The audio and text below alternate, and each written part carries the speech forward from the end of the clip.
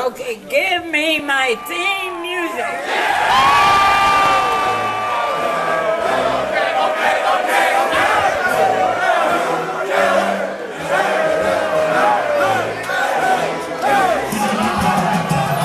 Empty backfield. Here's Shador with time. Shador in trouble.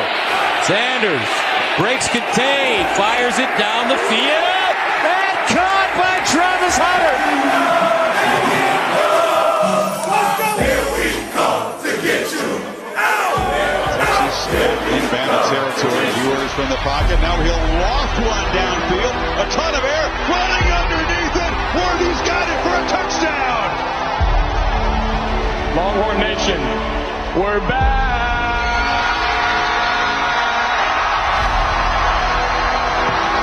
I am a 1,400-yard receiver with a broke foot. You know what I'm saying? Sure. That's what I'm saying. Empty backfield. Lawrence looking. Can't find anyone. Spins away. Now Lawrence throws. Back of the end zone. Touchdown. It's Ridley. Bengals trying to convert. Burrow. Toss down. Myles Garrett gets home. 2nd and 12, back to the air. Purdy looking end zone. Brandon Ayuk, he's got his second touchdown. Field stands in, delivers, intercepted. Quay Walker's got it. Looking for blocks. Walker still on his feet. Walker still going, looking for the end zone. Quay Walker is in. Touchdown. Tagovailoa, hunt the block, Tua on the move, going deep, speed race, he's got Hill! He's got Hill! He beat James! What a play! To the 20-yard line of LA! What a play by Tua and what a play by Tyreek Hill. Is in the backfield. And they go to the end zone and caught, Hill, touchdown! Touchdown! The Dolphins have recaptured the lead!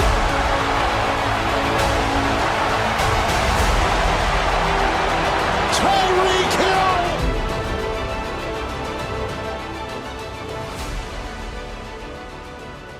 Just a quick little goosebumps before we start. I loved every second of it. Welcome. Did you like every second? No. Yeah.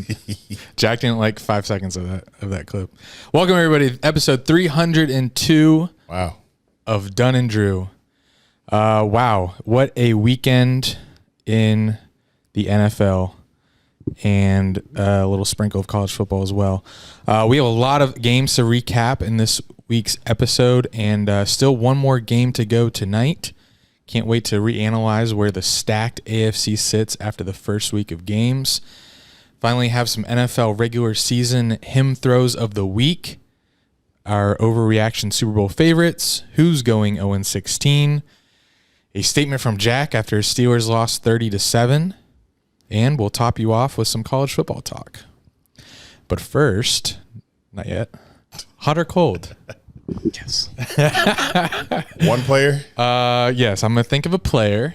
And This was you guys. tough last week. Who won last week? No one, right? I think we both knew the answer. Oh, no. Yeah, Eric got it, but like we both knew. Okay. Yeah. Draw. All right. Let me think of a player. Nervous. Should have thought of this before. Yeah. But you'd think, hold on, let me look at logos. Logos. Just think of any player. It's the top 100.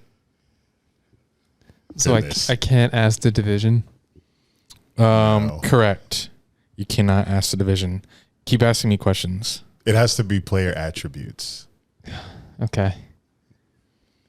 And team colors worked last week. Yeah, Can we do team colors. position? I forget. You can do Offense or defense? No, you can't. Position qualities. No, yeah. Like Okay. good hands could be pass rusher, offensive lineman, or wide receiver. Could be anything. Not really linebacker. I don't want to really describe a linebacker with good hands, unless they're pass rushing. If they're Micah linebacker. Parsons. Yes, that's good hands. And he was. So we can't do position or like team conference. Nothing NFL related is what I'm getting. Or position. No Okay, position. all right. No position or team. Just colors. Colors of the team. Okay, we can do colors. Pretty though. much. That's it. Okay, I have a player. Why'd you do that? Yeah. Because why is it so? Okay, I got one. You're throwing me off with your expressions. Jack, you start. Good hands. Huh? Good hands. Oh shit! I forgot my player. Oh my god. That is I'm so sorry. Unbelievable. Okay, I got a player. Yes, hands. good. Hot. Okay. Fast. Cool.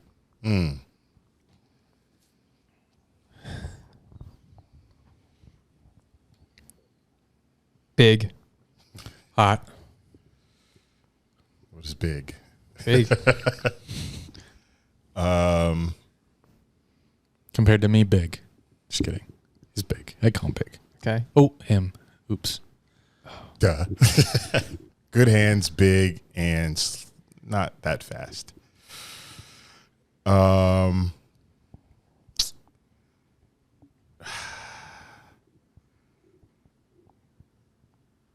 Short hair? Hot. Oh, short hair. Social media presence. Warm. Hot. Ooh. Yeah. You remembered something he posted or something. I think hot.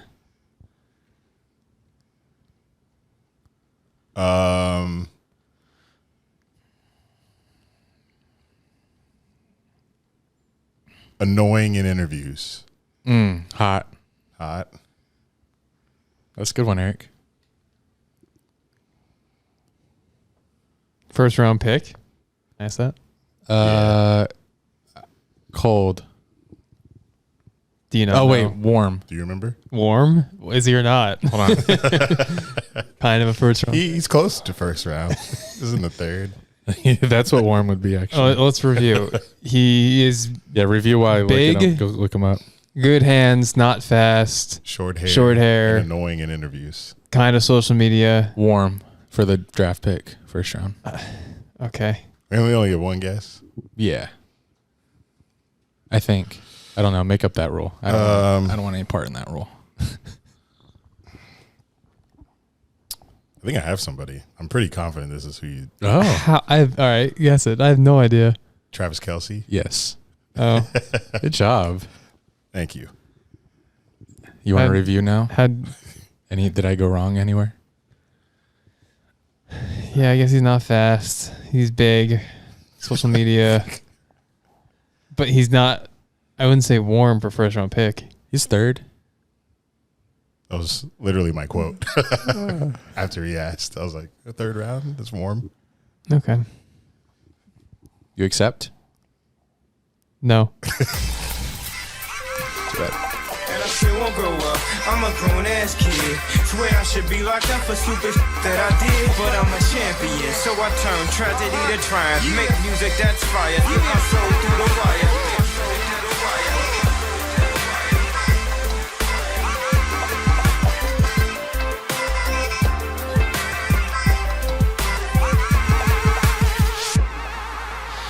Goodness gracious, I can't wait to watch Jets Bills tonight. I was telling Eric earlier, like, I'm looking forward to this game more than I look forward to the Super Bowl, which isn't like that crazy to say because I wasn't like, it's a Super Bowl, my team's out. I'm so hyped for the season that Jets Bills just sounds so delicious. Now, if the Jags had lost yesterday, the TV probably wouldn't be on right now. Yeah, I don't like that about you. I'd watch, but I just wouldn't. I'd be like, fuck, damn it. After 1 week. Eric and I have the Jets. Jack has the Bills at -2.5. They're in New York for 9/11, and hopefully it goes better than it did for their NFC counterpart last night. I didn't know they did this back-to-back nights. I didn't either. I can't remember. It's rare, I think. Were the end zones painted? I assume so. Yeah. Last night. So that's a big It's task. very quick turnaround, especially if the weather they have right now. And I saw that there was a shelter in place. Was it for weather? Or was it Yes. for 9/11? It was for Copycat. weather. That's good. There was another, since I Rain. sent you that, Not a terrorist. another one 56 minutes ago, there was. Damn. Okay. So maybe we'll start late. We'll see. By the time you guys listen to this, it might be going on by the time you guys listen to this. If you're a day zero listener of Dunn and Drew. We're going to get into that game and all the others Sunday and Thursday. But first, we are the kings of the weekend. Does anyone have any kings or queens of the weekend? Oh. Yeah, no. Right when I said that, you forgot Coco Gauff, huh? I did forget while writing this. Shout out to her. Yeah. I was mostly rooting for her because 2 of the guys in Discord didn't want her to win. Yeah. But it's also great to see my people thrive. But my real people too. Yes. She's American. Oh. My real king of the weekend, though, is Quinn Ewers, quarterback of Texas University. He did something almost on Saturday. Said who, but putting that intro together, I learned a lot. Yes, I'm glad. One of the tweets I saw was that thank goodness, because they played his interview after they won, is that thank goodness he learned from whatever the guy's name was that said, was it Sam? Sam Ellinger, yeah. Thank God he learned from Ellinger and didn't take the bait on the question, because she said, "What is Texas said to the country after this win versus Alabama?" Like she was like trying to get that out of him, probably. And he's like, it's a long season. Nothing. we have a lot of work to do." Yes, they do. But he starting the season with something that hasn't been done in a while or much, which is beating Bama at Bama. I think it's been done twice in the last 40-plus home games for Bama. Wow. The last time was LSU in 2019, and then before that was Johnny Manziel in 2012. Wow. Beating Bama. Holy crap. So, Quinn Ewers, you are one of 3 in most recent memory to do this. And it was his revenge game because last year he got injured in this same game, same week. They played Bama week 2 of last year. He got hurt. He was out for 5 or so games. So for him to do this, beat Bama, put Texas on the map as they're about to go into SEC next year, this is huge for the university. But a lot of fans said we'll see what happens for the rest of the season because a lot of people think they're just going to lose a game that is much less pivotal, like Kansas, and then they'll be fucked. They jump up to 3. Oh, jump to 4. Yeah, they're 4th ranked now, so they just have to keep winning. And y'all know one loss in college football, you're done usually. So you just got to keep it up. But he's king of the weekend for me. I was impressed when I watched Bama's quarterback, but then also what is he doing? Is that kind of like the sentiment on their quarterback right now? I didn't watch the game, so I couldn't tell you. Did you watch? I watched some of it. Was preoccupied with another game that I was disappointed by. Because I want to ask this question, but since you guys didn't really watch the whole thing, you might not know. Is this the worst quarterback Bama's had since when? Because they called for him to be benched last night. It's time to pull this guy. Yeah. Wow. He threw some bad interceptions. He had 2 picks. I can't think of quarterbacks that were bad there. I don't know. But they don't have much depth behind them. Even AJ McCarron was. That's the name that came to mind. But he was good there. Yeah. But just didn't pay on the NFL at all. My king of the weekend is anyone that had the Cowboys fantasy defense on their fantasy team. You did? Well, you have 5 teams. Which team? One of the 4. Oh, jeez. I don't care then. Because I saw so many people that they were entering Sunday Night Football with no chance. Maybe they're going against Tyreek Hill or something. And then you go from not having a chance, getting blown out, to leading. And, it depends on who's playing for who tonight. But yeah, that if you have Cowboys defense, you were not expecting to have any shot. Because defenses score on an average, if they're a good one, maybe 7, 10. And especially the people that started Joe Burrow. They were probably going into or T. Higgins, Jamar Chase, Burrow Chase stack. In our league specifically, a guy started Burrow and defense got him 37. He's 16 points away from losing if James Cook goes off tonight. So that would be tough. There's 2 Cooks playing. Brothers. Yeah, they're brothers. Well, I'll be damned. playing against each other. What is James? Running back. They're both running They're backs. both starting running backs tonight. Yeah. Well, I gotta guess do Brees my Hall's homework. playing, but Do you have a king? I do. It's a guy who worked for 7 hours on Sunday. It's Scott Hansen. Without any Scott breaks. Hansen. No breaks. And I saw he tweeted last night at 10:30 p.m. First post-show bathroom break came at 4:30 mark in the third quarter. That's wild. So, That's wild. okay, when it's like 12:30 to 10:30. He definitely wears Depends. Has to. That would be something. But that thing you sent me over the weekend, it was the most beautiful piece of cinema I've ever seen. Cinema. Yeah, it was like the behind the scenes how Scott Hansen prepares for NFL Red Zone. And it was cool seeing a young Scott Hansen. Yeah. Oh yeah, and how it developed, how Yeah. it came to be.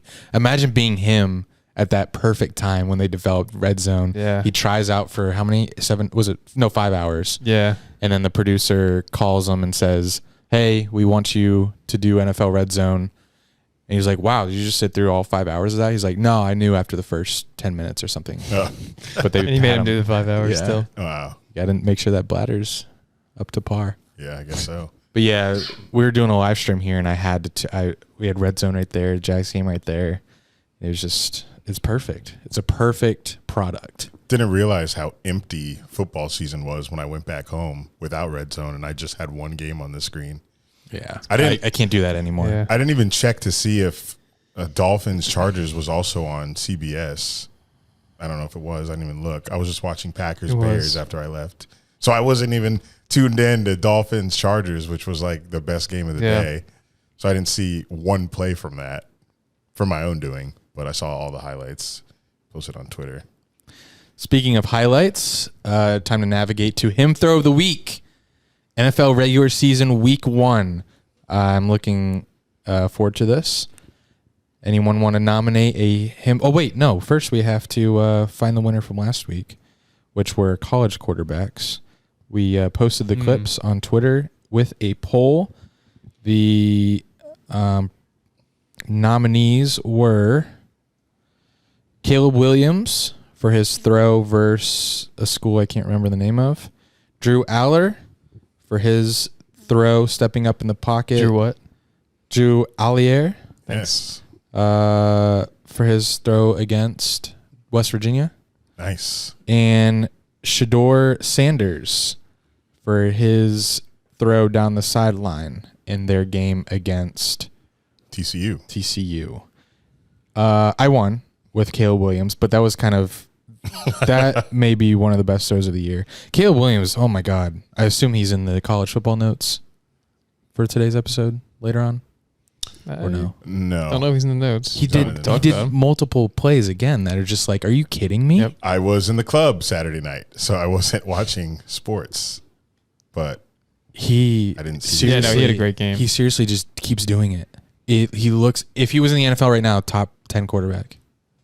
I always see a highlight posted of him. Every game he has something crazy going on. And it's all, I know I say this every time, but it's all Mahomes. It's like, looks exactly like Mahomes.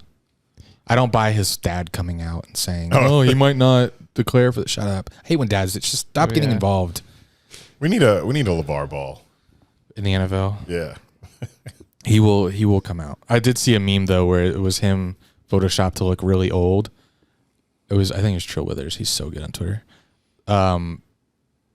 It was Caleb Williams with like gray hair, and it's like the Caleb Williams.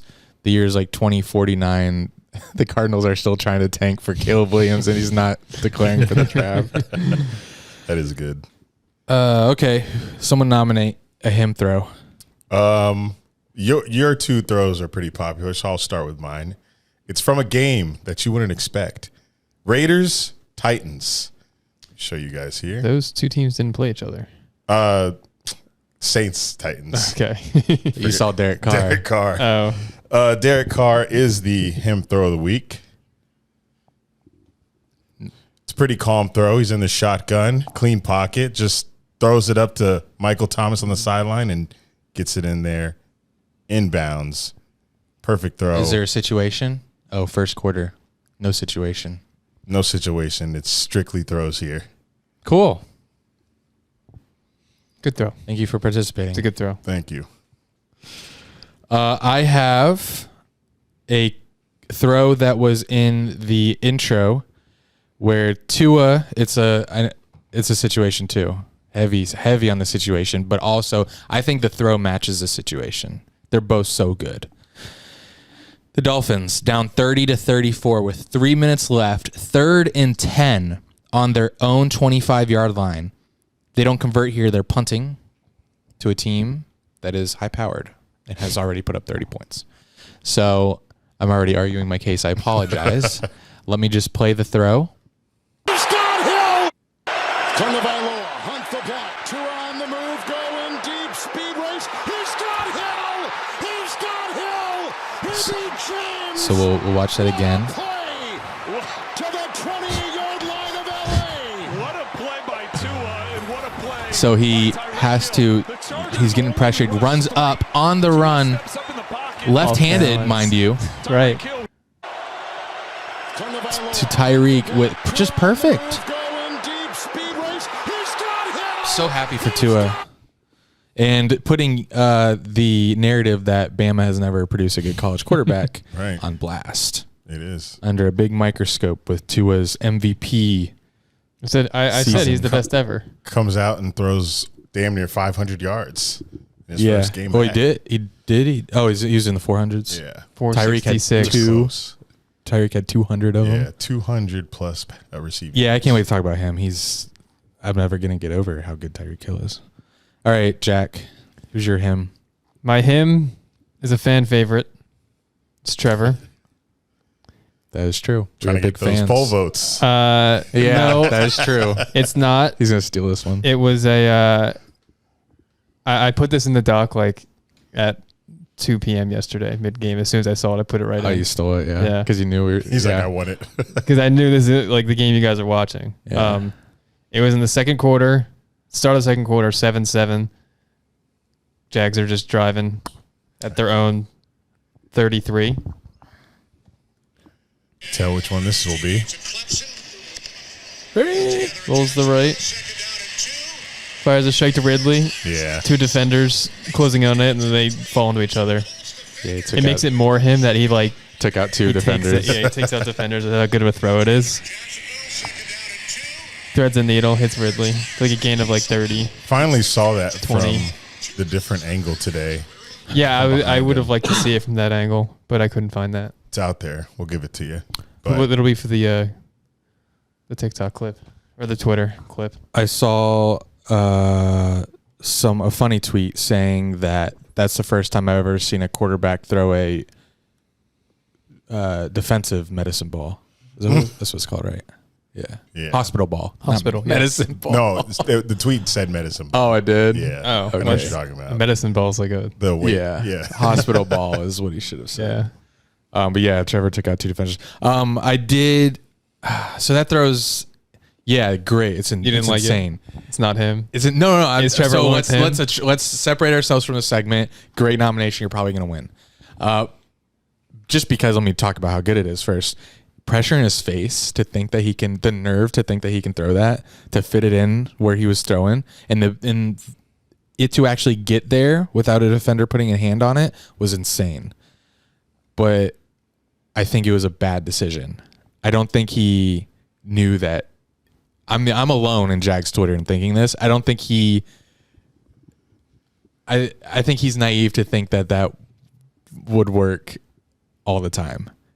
2 defenders were I think it was a bad decision. It was very close. It was, that close. The from guy getting that was picked. right behind Calvin, he was not going to get it because of where Trevor placed it. The problem was the other guy. He pulled off of his guy. Yeah, him getting that ball in there before he could touch it, that was more impressive to me because if that ball was thrown any more to the left or right, it would have been incomplete. So it was ballsy, but that's just the trust he has in himself and Calvin to make the catch. So I think that in itself is just the definition of him. Yeah, Like, you're right. It's like, I'm Trevor, and I'm going to make this throw between 2 defenders. While I pressure would- in his face off his back foot. I would say he could throw it to. But someone was wide I think open. that's Luke Farrell. Yeah, because Right the defender there. pulls off a little bit more. But I think he's guarded. Like he can't might get not be to able to see him him. by whoever that pass rusher is. So I don't think that throw's actually open for him, even though he is open in coverage, because whoever's guarding Farrell kind of drifts off him to. Did you see another towards ball that he Ridley. did very similar earlier in the game?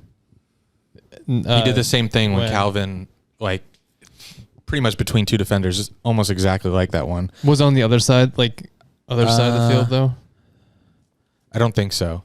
It was one where Calvin caught it and then ran backwards and then like a little Tyreek Hill backwards and then away from the defenders. Okay. That was another one where I was like, first of all, why did Trevor even throw that? But it worked. And Calvin caught up both of them. It was crazy. Yeah, a part of me is like, if they keep working in games, when is he going to do it and it gets intercepted? Because he's going to have way too much confidence in himself. He's going to throw like some 50-50 ball. Eventually, maybe, but 50-50 ball that gets intercepted instead. And if that ball was intercepted, I would have pointed to the fact that Evan Ingram's wide open over the middle. Right. But because we have worked. we have guys running all over the field, and Trevor's just like, oh, Ridley, he'll catch it. Yeah. So that worries me. Love that Ridley had a 100-yard game in his first day back. I am a 1,400-yard receiver with a broke foot. Let's start overreacting. All right. I love overreacting. Me too. Which NFL teams drove to the stadium on Sunday? Which NFL teams took the bus? Giants. Let's find out. Who is your Week 1 overreaction Super Bowl favorites? AFC and NFC teams. Which teams are going to meet, Eric? Teams that are going to meet in the Super Bowl after Week 1 are the 49ers and the Browns. Okay, the Browns are getting there on the back. The Browns are getting on the board, man. They shut down Joe Burrow and held him to 3 points. And you're talking about Jamar Chase being discussed as a top 3 option in fantasy, and they don't even score a touchdown on the Browns? Come on, Browns. I know people that took him top 3 are sick. They got to be. But Browns, 49ers Super Bowl is looking nice. My AFC team is still the Jets just because they haven't played. And then I got to go 49ers as well because that was just domination of a team that I still think is good.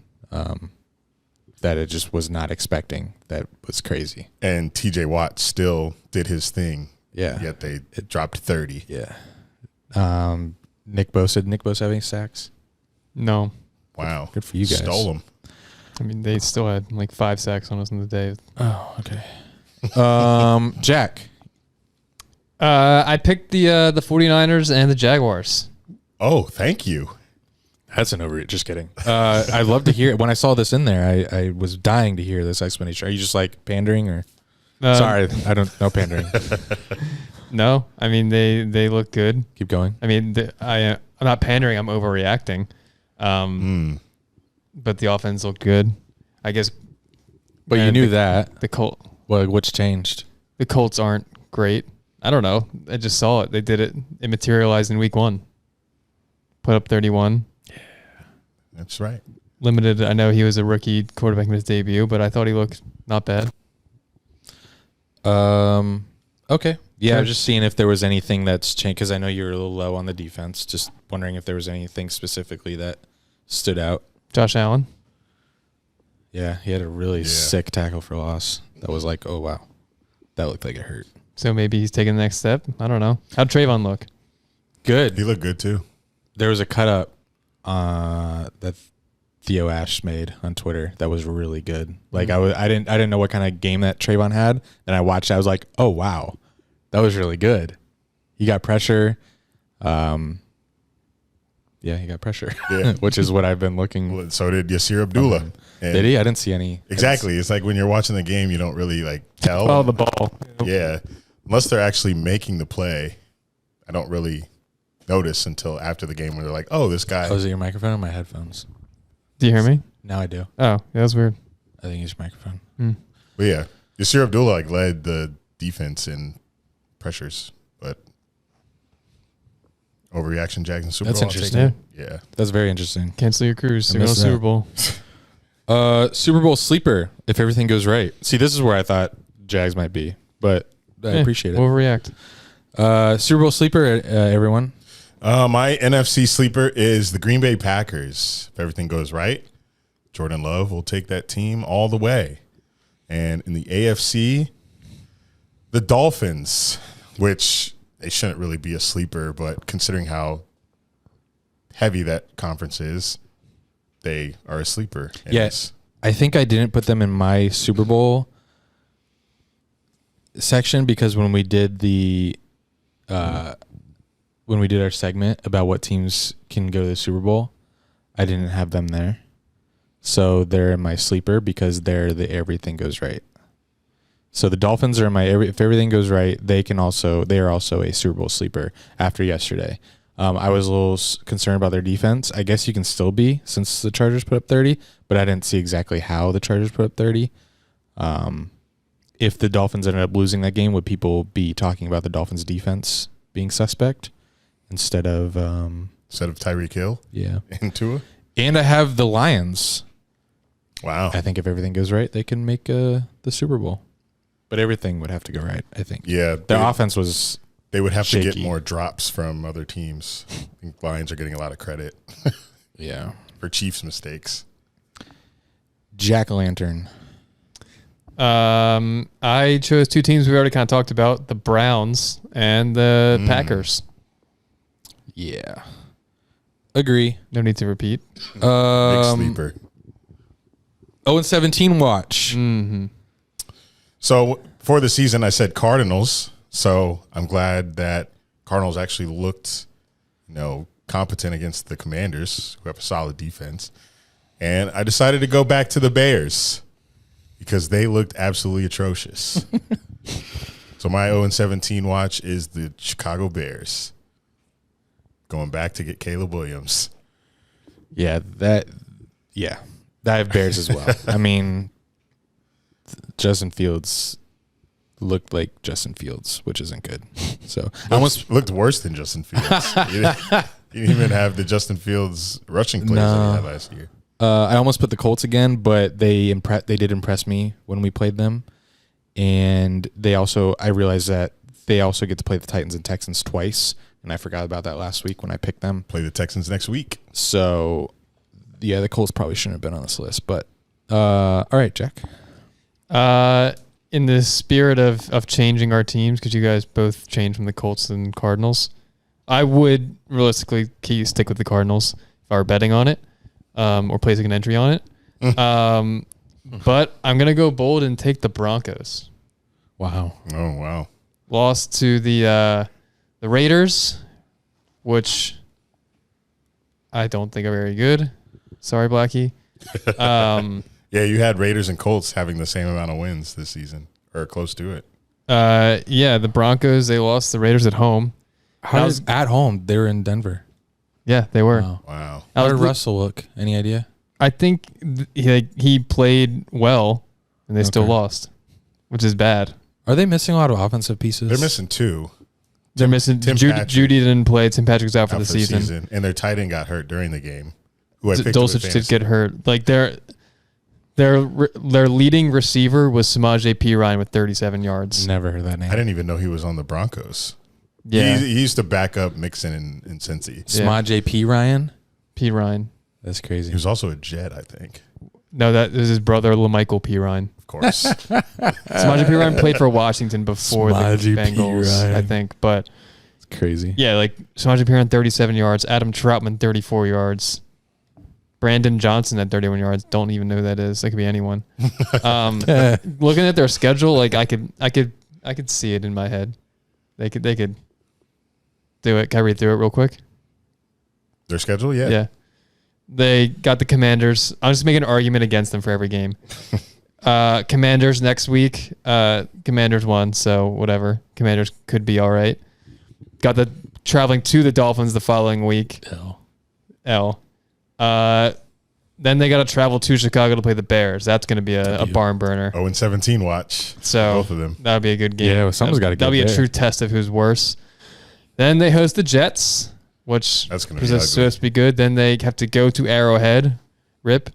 Then they host the Packers, our Super Bowl favorite. Mahomes has never lost to the Broncos. Never. Correct. It's crazy. Then they play the Chiefs again. And they play the Bills. Mahomes has never lost to the Broncos. Then they play the Bills, and they play the Vikings.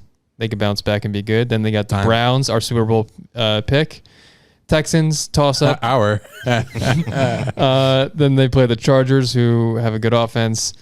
Then they got the Lions, our other Super Bowl pick. Then they got the Patriots, who play the Eagles tough. Then the Chargers again. And then they go Raiders. They play in Week 1 and Week 18. That's weird.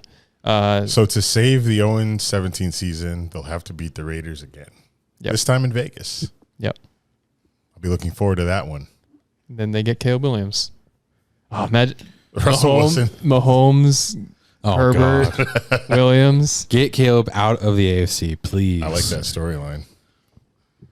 All right. Now, back to reality.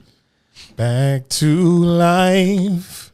Let's talk about Let's talk about Week 1, y'all. Okay. Come on. That energy going to be different if we take an L. Not the Chiefs, though. I'm not Jack, overreacting to that. can you update us on how we did, where we stand after our picks that we made last week? I can, but I can't take credit for this. I guess Eric did this. Yeah, I did. Eric. But good job. If you want to I'll share it. Check it eventually. Yeah, I don't think... sometimes my math's off, but all three of our records line up to 15. So... Eric went 5 and 10. Andy went 9 and 6. I also went 9 and 6. Yes, Andy and Jack tied in their picks, and I went bold, taking a lot of underdogs, and that did not play off well for me. So I start in a little 4-game hole in our pick segment. Yay. And but you did get off to a hot start, being the only one that took Detroit. Now, I did change my pick before the game to Detroit from Kansas City after finding out that Kelsey would not be playing. And then the Lions ended up winning outright. Right. They beat the Chiefs outright by 1 point. Yes, that's factored into your records, the Detroit pick. This was quite a week 1 or opening game because it had a lot of storylines. It wasn't like a shootout like the first time Mahomes and Goff played each other, probably the best game ever. This was more of offensive errors. I wouldn't even say so much that it was a big defensive game. No, it wasn't. Just a lot of bad offense. Chiefs did get a lot of pressure on Goff, and he's kind of like a mannequin in the pocket, so he kind of just takes a sack and goes down, even without Chris Jones. But it was a lot more Chiefs errors on this one. Like if a lot of those Chiefs players made those catches, Lions would have never even won this game by 1 point. Which I said earlier, they are giving Lions a lot of credit, but I think Chiefs lost this game more than the Lions just went out there and took it. Speaking of, but I will say Lions of old would not have even though the Chiefs tried to lose it, I don't think the Lions of old would have captured this win. But speaking of Chris Jones, breaking news before the pod, the Chiefs unfortunately have reached a 1-year agreement with him. I kind of want to think that Trevor Lawrence week 1 tape forced their hand here. I'd agree. They were getting pressure against the Lions. What? Yeah, they did get a lot of pressure. I was like, whoa, if they win this, it's going to hurt Chris Jones' case.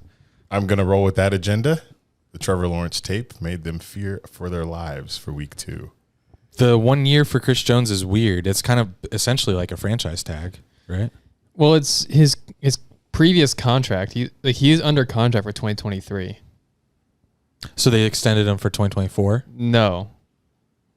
Okay. They just restructured how much he's getting paid in his final year of his current contract. Oh, because that's my understanding of whatever he was in now, he didn't want to play the last year of it. Under that amount of money, he was going to get paid. That's okay. Which, you know how much that was? No. $19.5 million. He wanted more from that. Poor guy. Because he was a huge factor in winning the Super Bowl, so he's like, sure.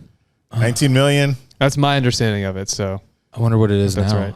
Well, it's now. I'm trying to look up. I don't even know if they're public yet. It's just I read it's a lot more incentives this year, so he can earn more. And is that even counted toward the cap, or is that cash under the table? How far are you in your book? Like halfway. Okay, you haven't gotten that chapter yet. No, I've been busy, but yeah, the exact details of the incentives I haven't come across them yet. Yep. Unfortunate that he is signed and will be playing for the Jags game because the Jags right guard Brandon Sheriff got injured during the Colts game, so he will not be playing. And the Jags O-line already looks suspect. He came back in though. Week 1. He did, but is he not? Doug today said Shatley will be ready to play Sunday. Great. Yeah. And I didn't like the amount of pressure that the Colts were getting. But Colts, I mean, Trevor thinks they have a great D-line, but any quarterback would say that about a D-line if they get pressured as much as Trevor did Sunday. We'll talk about Kansas City game later. But, yeah, just a little nervous. It was funny, Chiefs-Lions, that the world finally got to see Juwan Taylor in his first step.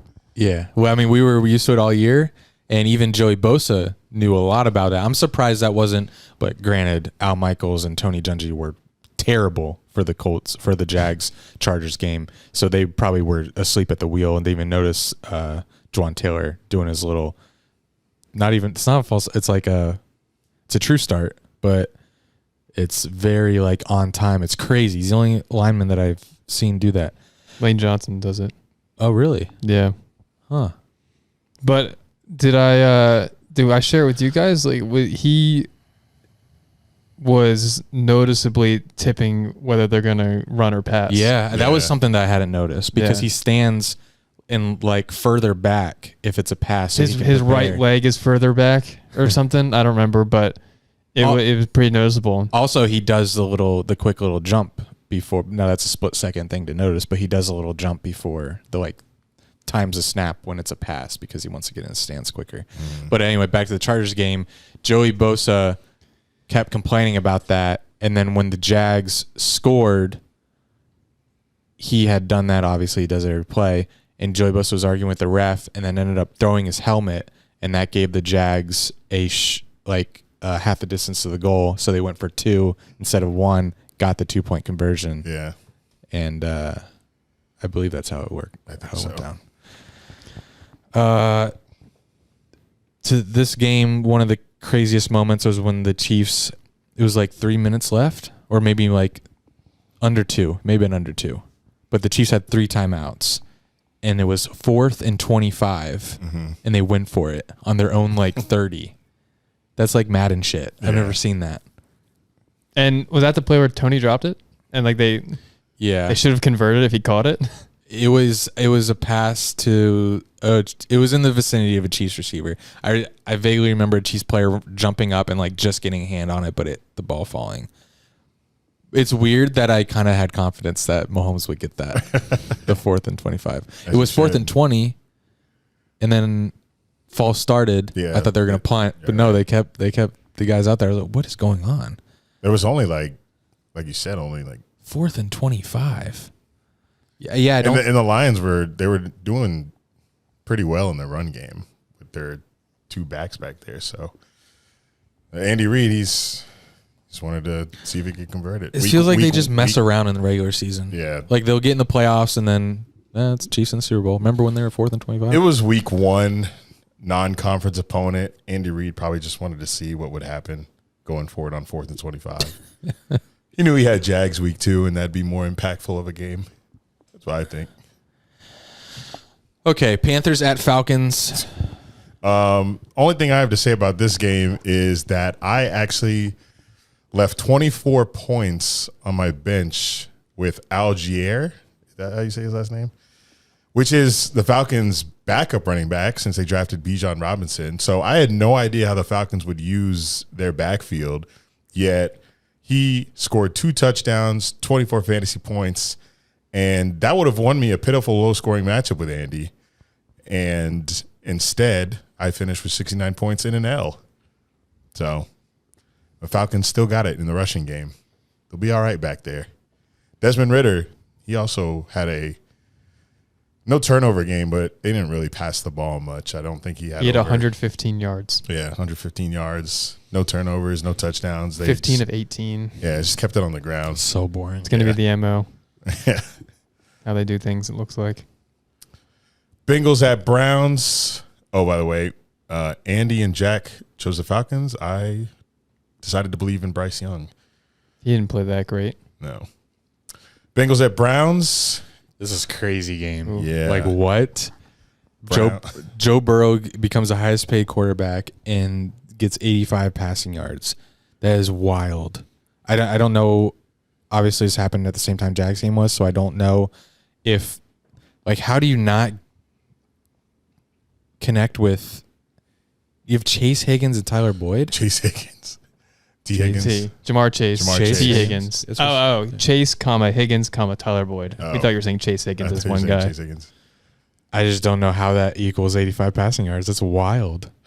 I'm assuming Joe Burrow's still hurt from a calf injury, not fully recovered, and he was just kind of, I don't know, like, not feeling good out there. That doesn't make any sense that Burrow goes 6 first downs on offense, 2 out of 15 on third downs, 140 total yards.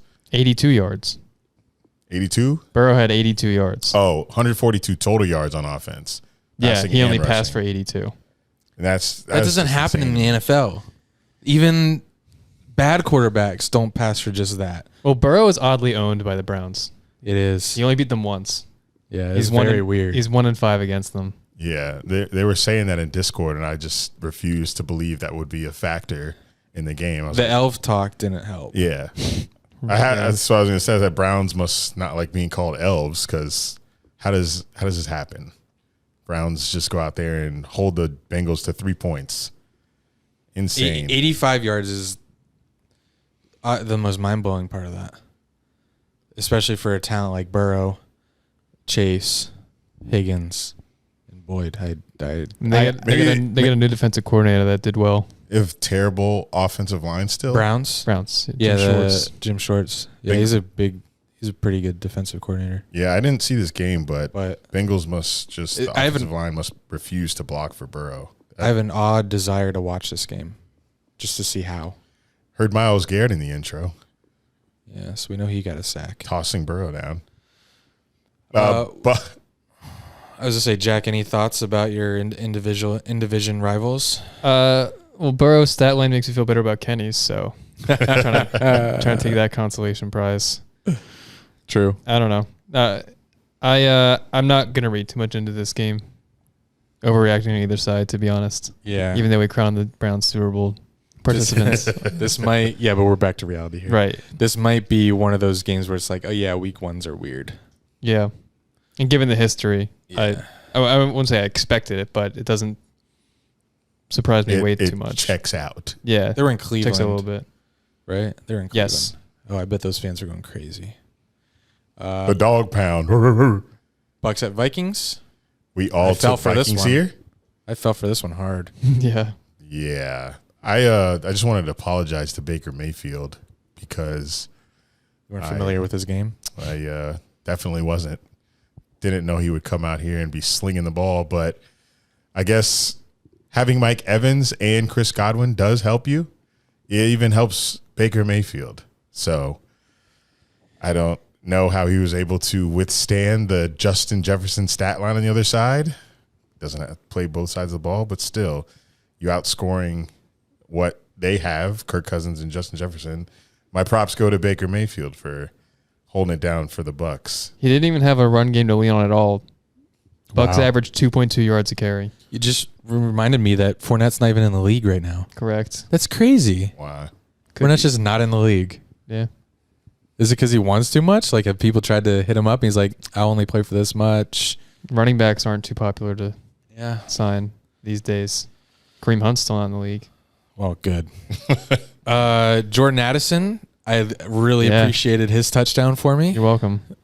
Yeah, Eric said that you picked that for me, and I didn't believe it. I did. Oh, damn it. I was there. I was at the live draft. Yeah. So, Jamar, but I'm happy for you because we took Jordan Addison's season-long receiving yards. So yep, I have him on a couple fantasy teams too. Imagine if T. Higgins, because I also have him on my team.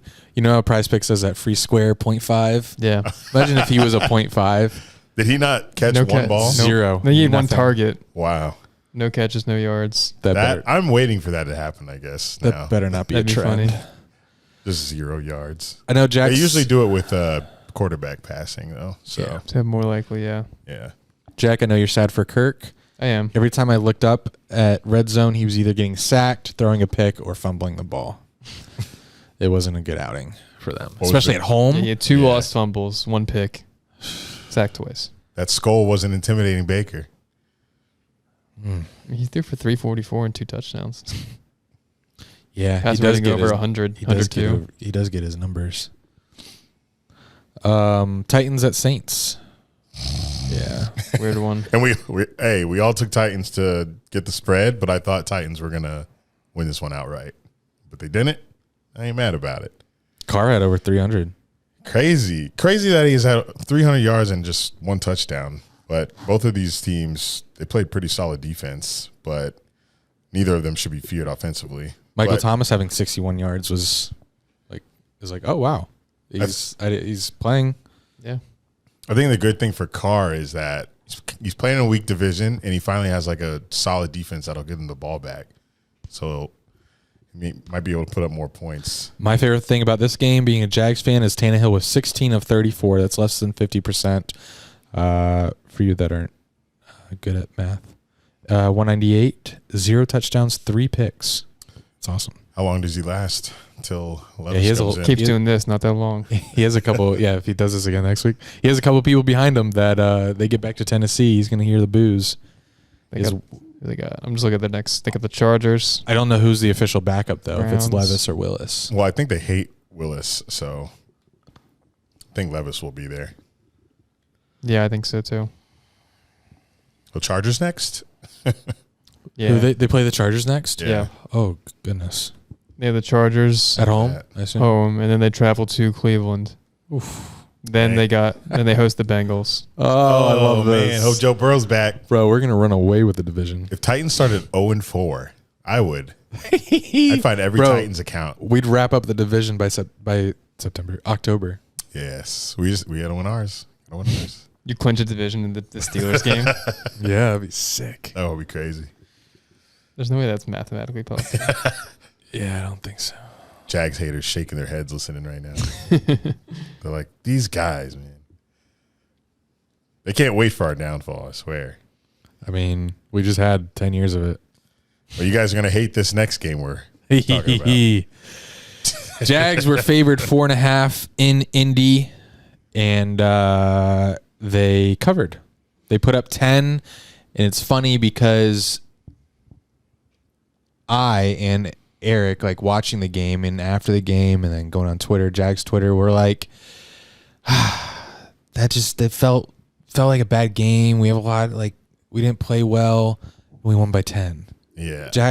With 31 points. If you told me, 20. And none of those were defensive touchdowns or special teams touchdowns. Oh, yeah. All offensive touchdowns. Yeah, and it wasn't like we got the ball inside the 20 of the Colts. Like, it wasn't a turnover like that. But if you told 2010 me, 2011 me, 2012, 13, 14, 15, 16, 18, 20, 19, 20, 21 me, that I would be like ho-hum about a road division win where we put up 31 and won by 10. Like, it's so crazy how mindset changes in the NFL.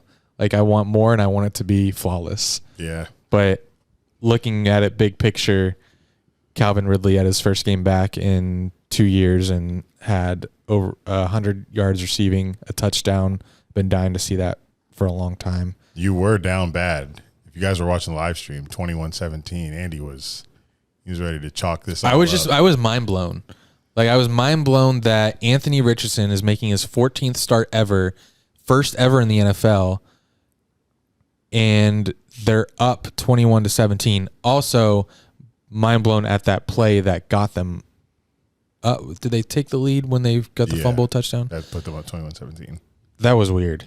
I've never seen so Trevor fumbled, getting sacked, and then Tank picked it up.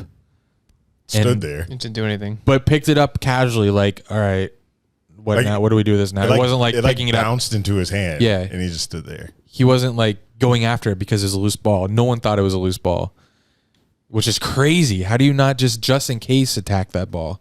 So he just takes in, just casually stands there. Defender knocks it out of his hands, picks it up, runs in for a touchdown. I was like, there's no way this is real.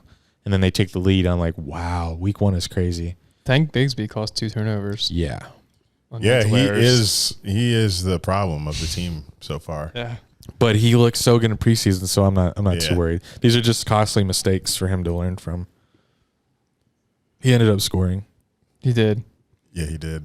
And then he had one of my favorite plays of the season. It was part of that drive where, once again, a run looked stuffed in the backfield, and Brenton Strange grabs him and pulls him towards the end zone, and the offensive line follows suit. They get a first down in the process, and the ball ends up at the 1 yard line with a first down at the goal line. So, he bounced back in that regard, but he's definitely got to fix those mistakes, because in football, you don't have to be perfect, but you have to execute to win games. You can't have all these fuck ups and still win football games. That's why the Chiefs had one drop, but then they had a second, third, fourth. You can't keep doing that and expect to win an NFL football game. So he may have had that fumble, but it just takes one more positive play for your team to turn the game around, like the Jamal Agnew punt return. Yeah, it was a good one.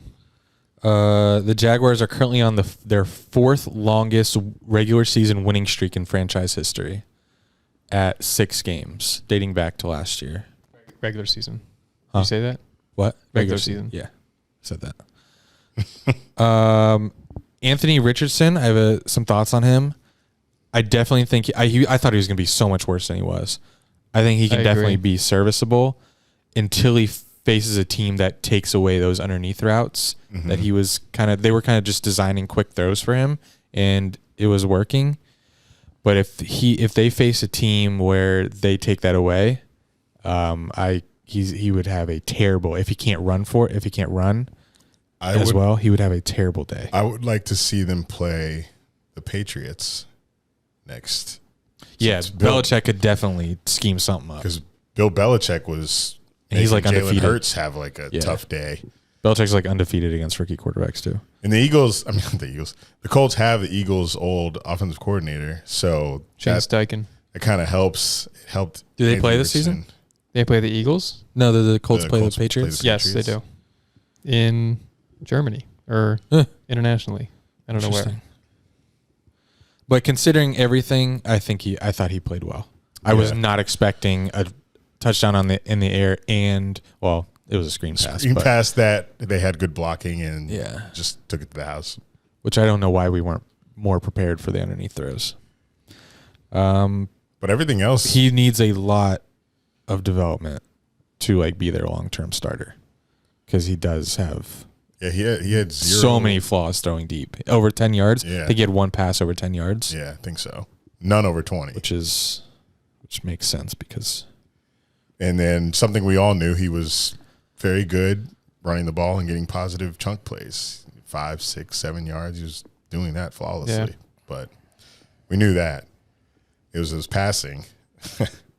But those short plays do get annoying when they keep happening, and then one eventually gets taken to the crib. I think he did play the best out of the rookie quarterbacks, though. It was a good defense to start with for Anthony Richardson. Ours. Chill. I think we'll be better than I thought we were going to be. Because we held him to 14 points. We did have that pick, 4 sacks. Some of them had asterisks. It's just pick was nice. Yeah, I think we did what we had to do. Niners were favored by 2.5 at Steelers. Ended up winning 30-7. All of us took Pittsburgh. We all took Pitt. Jag, you want us to give our thoughts? Yes. First? Okay. Only your thoughts. Kenny definitely took the bus on to this game while Brock Purdy drove. I had Kenny's less on interceptions, so I'm very angry with him right now. That was bold. No, you go back. I know the Niners defense is good, but you go back, Kenny just doesn't really throw picks. His last so many games, Prize Picks told me that he threw like one pick in the last 7 games or something. That's true. Hell yeah. Confirm. Many people after this game are penciling the Niners as the best team in the league, especially after what they did to the Steelers defense, which including us. Was which previous segment, and probably still is really good. I can't believe they also did this with TJ Watt having 3 sacks. 3? Yeah, can I read his entire stats? That's crazy. Great for the season more. Yes, I have his. Actually, I should go to. I don't think they've updated it yet. My Lamar Jackson one is not looking good. Fuck him. Oh my gosh. Sorry. Was it pass yards? Yes. Oh God. God damn it. TJ had 5 solo tackles, 5 quarterback hits, 3 sacks, 2 forced fumbles. Oh my gosh. Recovered one of them. 1 tackle for loss and 1 pass deflection. That's just. Well, And I feel like he didn't even play like that many snaps, to be honest. oh, defensive player of the year is looking good. Oh for him. God, so good. That makes me feel good because I now know that he can do that to us, which he probably will, and we could still win 30-7. Yeah. Sorry. But more. Let me keep going. McCaffrey, thank you for your long touchdown run. That helped my fantasy team. Ayuk, goodness, 2 touchdowns. Didn't know he was like that.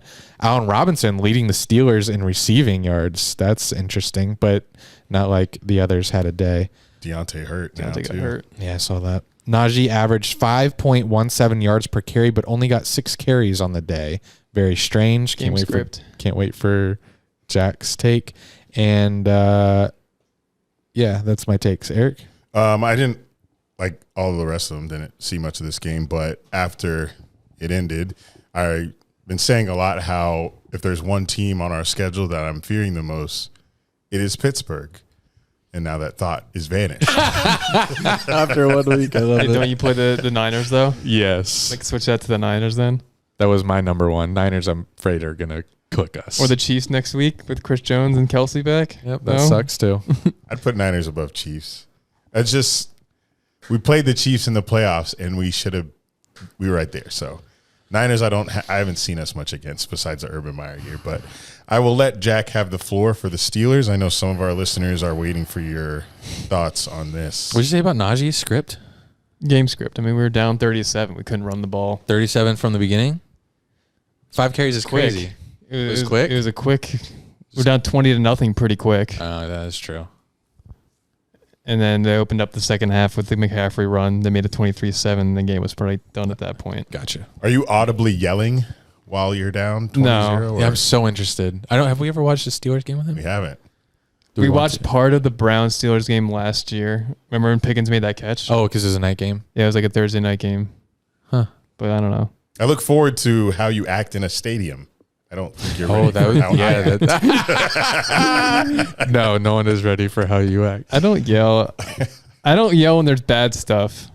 Oh, yeah. You calm. get excited when it's not even the Steelers playing. You like if it's a good play. Jack Yeah. golf claps. Yes. How about I live stream next week? Me watching your- the Steelers. do your It's own Monday night stream. game next week. Yeah. Yeah. I guess we have an opportunity to watch with him. Oh, yeah. Unless you're going. Jesus Whoa. Christ. Wow. We in New York? Yeah, okay, go ahead. The game. Okay. How'd you guys get down so bad earlier?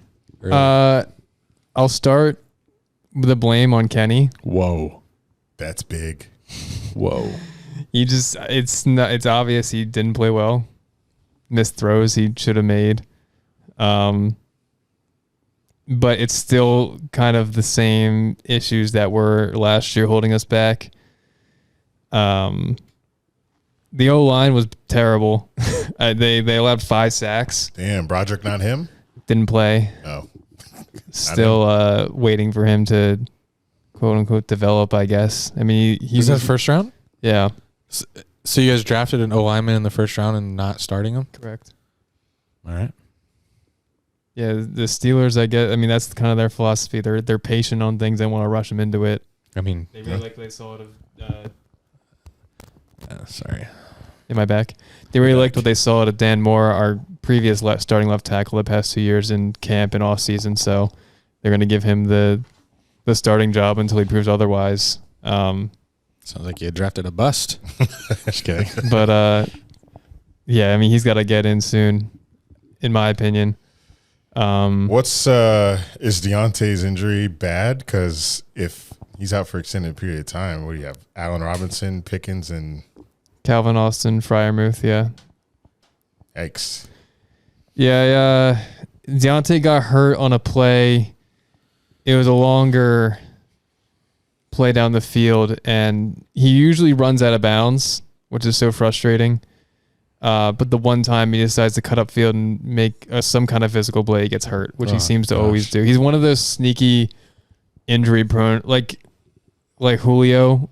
I don't think people realize like how injury prone Deontay Johnson's like Julio. I just compared them. But Julio, like he took a lot of drives off, I feel like, throughout his career in Atlanta. Like never like doesn't miss gains, but just kind of missed a lot of snaps. It's whenever Deontay just tries to do anything physical, he just gets hurt because he's just so small. But this wasn't really even contact. It was more of, I think he like pulled his hamstring. I don't know. There's no details on it, but frustrating as in the whole game was. I can imagine. I was like a lot of Steelers fans, I was falsely buying into this reincarnated Steelers offense, but no, it's still the same old Matt Canada. Started off the game with a run up the middle, going nowhere, a jet sweep for a loss of 2 yards, and then incomplete pass for 3 and out. That's the Canada special. Canada special, and it's hasn't changed. I was going to ask for examples. Is that's it? Yeah. Damn. Just doing the same thing over and over again, hoping it yields different results. Why is he still the OC? How long has he been there? This is his 3rd year. Okay. I believe the last year in his contract. Is it a big theme around Steelers Nation? What do you guys call it? Steeler Nation? Yeah. Yeah. What is the theme? To fire Canada? To fire Canada? Oh, yeah. Oh, it's okay. Yeah. It's a big thing. Widely accepted. What about Steelers media? Do they local media there? Yeah, well, they're not as impatient, I guess, as the fan base. And I side with them, but I mean, I don't know. Just watching, I guess the media is supposed to cover the team unbiasedly, and right, the fans pay. Watching them biasedly like I do, like other fans, it's just so like I'm tired of it. They can ask the tough questions, like, "Hey, Tomlin, did they ask anything about the offensive play calling?" Not directly. I don't think post game. I did watch it. I always do, but I like last season, midway through the season, they were asking. There were some questions they asked Tomlin about making a change, but he shut it down. What did Kenny say after the game? Nothing really of substance. I don't know, like the stuff you'd expect. Yeah. Classic QB talk after a loss. Yeah, none of the. I mean, I always watch the post games. It's the starting quarterback Kenny and Tomlin, and usually they throw on like they interviewed TJ. With TJ, he passed James Harrison. He's the all-time leading sack. That was quick. Yeah, all-time sack leader in Steelers history. Wow, that's crazy. That's pretty big. He's only 28. And imagine the pass. Like think of the pass rushers we've had. That's I guess insane, man. Good. I mean, in the 70s, they don't think they kept stats then, but did I say that? Was this on the pod or Twitter? TJ Watt, why did he fall to 30? That was a year that we picked like right after the Steelers too. It was, yeah, 20. Well, no, it wasn't. We picked him in 2017. Okay. Yeah. Okay, that's when we picked Fournette then. But it's still a lot of people passed on him. Yeah. Like the brother of JJ when JJ was in his prime, you have his brother coming up that I don't know why he fell. If you can place an entry on TJ Watt next week, do it. Because we play the Browns. Hold on. I have a screenshot here. I doubt you, but I do have his more. And TJ Watt, he's played 10 games against the Browns. Oh, geez. He has 15 sacks. What? Wow. 40 solo tackles and 15 sacks. And Jack Conklin, their starting right tackle, is out for the season as of yesterday. So we would have to do Steelers sacks because they don't do. I thought they did do individuals for the games. I don't think so. It's the same. Yeah.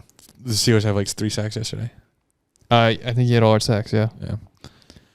All right. More. So I advise that. I will get into my entries later in the week. I thought I had something else to say, but I don't remember now. Anything else you got off your chest? Oh, you wanted to know why we're loyal to Canada? Uh-huh. Yes. I said that to you, but I only give my opinions on air, as I told you earlier. I feel like I did say this on the pod maybe last year, but did I talk about how the Steelers are not a rich ownership group? I can't recall, but go ahead. Say it again. Obviously, all the ownership groups of the NFL are rich, but comparatively, the other 31 of them, the Rooney family, they're broke. Their money has all been earned through football. It's similar to the Bears. I kind of remember that. It's not like the Jags. Whatever. Khan, I think, is one of the richest owners in the league. The new guy at the Broncos, he owned Walmart. Yeah. Patton or Peyton, I think his name is, but Peyton Walmart. Yeah. Those guys, like, they just have such an indescribable amount of money that if absorbent, some would say. That's a good word. And if they move on from Matt Canada's $1 million contract a year early, it's whatever. They would be eating ramen noodles. Yeah, right. Again, they own an NFL team. They can afford it, but it's like it means more to them. And they're a very traditional. That's crazy. That group, the OC, the OC. They won't move on from because of the money. So most people are like that way with head coaches. But yeah, the Steelers have been historically very patient. Yeah, I mean, we had 3 head coaches since my dad was born. 1969. Crazy. We've had 3 head coaches in the last 3 years. Yeah, it's. So holy I think, hell! And again, the Steelers are a historically successful franchise, so I think there is some validity to their method of being patient, and I appreciate it. But it's I don't know. Fans will never have as much patience. As an organization. It's tough.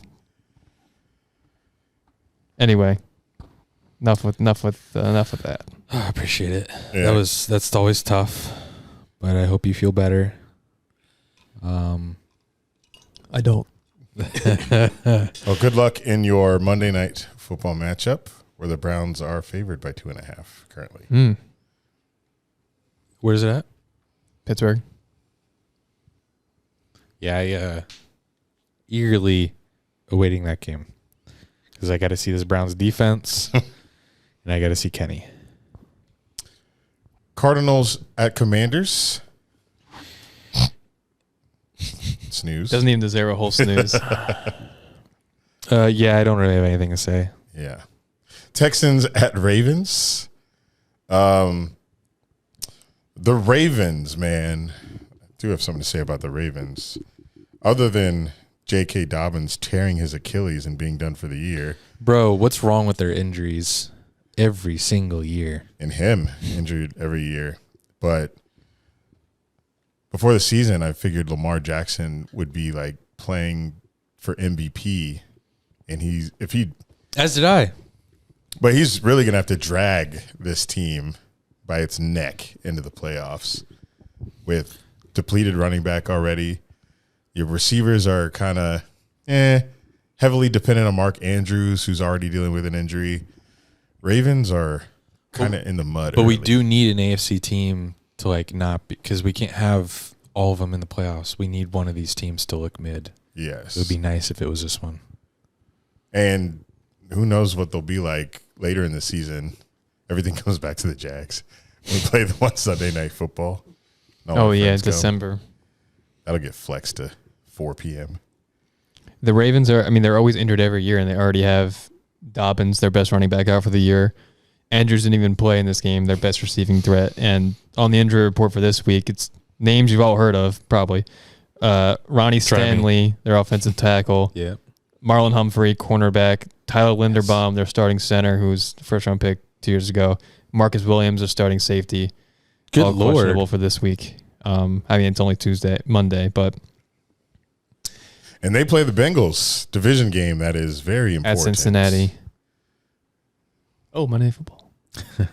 Yeah, this AFC North is in shambles very early into the season.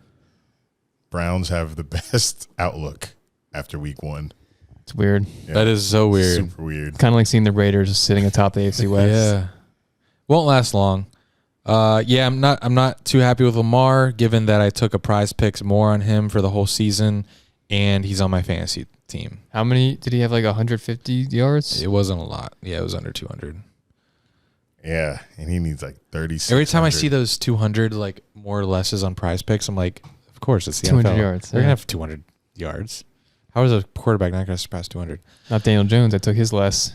Oh, yeah. Hell yeah. I took his less for the second half, too. That worked. Took Kenny's, which was looking good until he had to throw every single down because they were down by 40. Finished at like 230. 40. You can't predict game script. No, you can't, which is why I'm done with everything prediction-wise. Well, not with that promo bag. Yeah. Packers at Bears. Every time I looked at red zone, the Packers were scoring. Yes. Whether it's defensively or offensively, Justin Fields looked like Justin Fields, like we said earlier. Predictable. I'm very glad that the Justin Fields talk about him being a dark horse MVP candidate. Wow, that lasted a week. And I'm thankful for that. I don't know if Jordan Love is actually this good or the Bears on defense are actually that bad as well. But he did have some pretty good throws, and he looked good out there. I would just like to see it ongoing and against better teams. But he must have learned a lot from Aaron Rodgers because he was throwing that thing out there. Yeah, he looks solid. I'd side more to the Bears defense being really bad. If that is the case, they might not. Yeah, they might get Caleb Williams. Good for them. Chicago's a big market. They really wish they had Trevor. This would be probably better. They told me. Yeah, I mean, Trevor is the best quarterback of that class. But I don't think Chicago fans are like, oh, we almost had Trevor. They're picking like 12th. Oh, I'm sorry. You're thinking of Jets fans who picked second. The reason I'm thinking of that is because the comparisons between them online. Yeah, Fields was always compared with probably the top Trevor. 100 list too, with the Justin Fields being ranked 86th and Trevor 96th. Raiders Broncos we can skip. Yeah. Blackie wants to hear us talk about it, maybe. Oh, that's true. Good job, Raiders. It wasn't a crazy cool win, but whatever. I mean, they're leading the division. It's not going to last long. We all know that. I hope it does for his sake, but he knows. The Raiders, we know they're not going to. Yeah, they beat the team that's on 0-17 watch. Yeah. By what, 2? Yeah, it wasn't. By 1. By 1. On the road. Says more about the Broncos, I think. Jimmy G's had a very Jamie G stat line. I expect that. 20, 26, 200. Yeah. 2 touchdowns, 1 pick. So Jimmy G. Eagles at Pats. It was Tom Brady Day. Oh, yeah. That's cute. I actually thought it was kind of cool. Yeah. Some jogging on the field. Yeah, he had his jersey on. That was like a big deal. Yeah, that was cool to see. I appreciated the fight in the Pats yesterday. Yeah, Bill Belichick's not going down without one, ever. No. And they had an opportunity, actually, to win that game. Did they cover? Did the Eagles cover? They did? No. By 5. So they won by 5? Oh, yeah. The spread was only 4.5, I think. It was 4 when we picked it, and they won by 5. Yeah. So we all were right. Correct. I was definitely expecting a blowout, though. Yeah, my Eagles friend said that they looked very sloppy. And he's chalking it up to the fact that the starters played like 1 quarter all preseason. That's not a thing. That's like most teams. Yeah. None of the starters play much in preseason. So we played a lot more than them. Every time most teams. Well, it's a long season. I think week 1 nowadays is like an extended preseason. Like people are still getting it used to their offense, even though it's the same. Remember they had 4 preseason games? Yeah. Yeah, God. Not anymore. Thank goodness. That Eagles fan should be crediting just playing the Patriots more than not playing in preseason. The same team. The offensive coordinators knew, so maybe that. Yeah, both coordinators are new for the Eagles. Yeah, maybe that's the reason. But you can still play. Like week 1's weird. We had a lot of offenses that, like Joe Burrow, the Bengals. Did you guys watch this game or no? No. Oh, the Eagles had a weird decision to go for it. They had the ball in the Pats like 45, almost midfield, and they were up by 5, and it was like 4th and 6 or something. They decided to go for it instead of punt it away because they were just wanted to. Maybe it was like shorter 4th down. They wanted to seal the game there, but they did it. They went for it and didn't convert. So then the Pats had the ball like their midfield-ish to the touchdown wins the game. And they drove down and got to like the 10. It was like 4th down. And just a receiver couldn't keep his foot in bounds and make a catch to extend the drive. That's how the game ended. But damn. So Nick Sirianni tried to get cute. Almost cost him. Tried to get a little overconfident.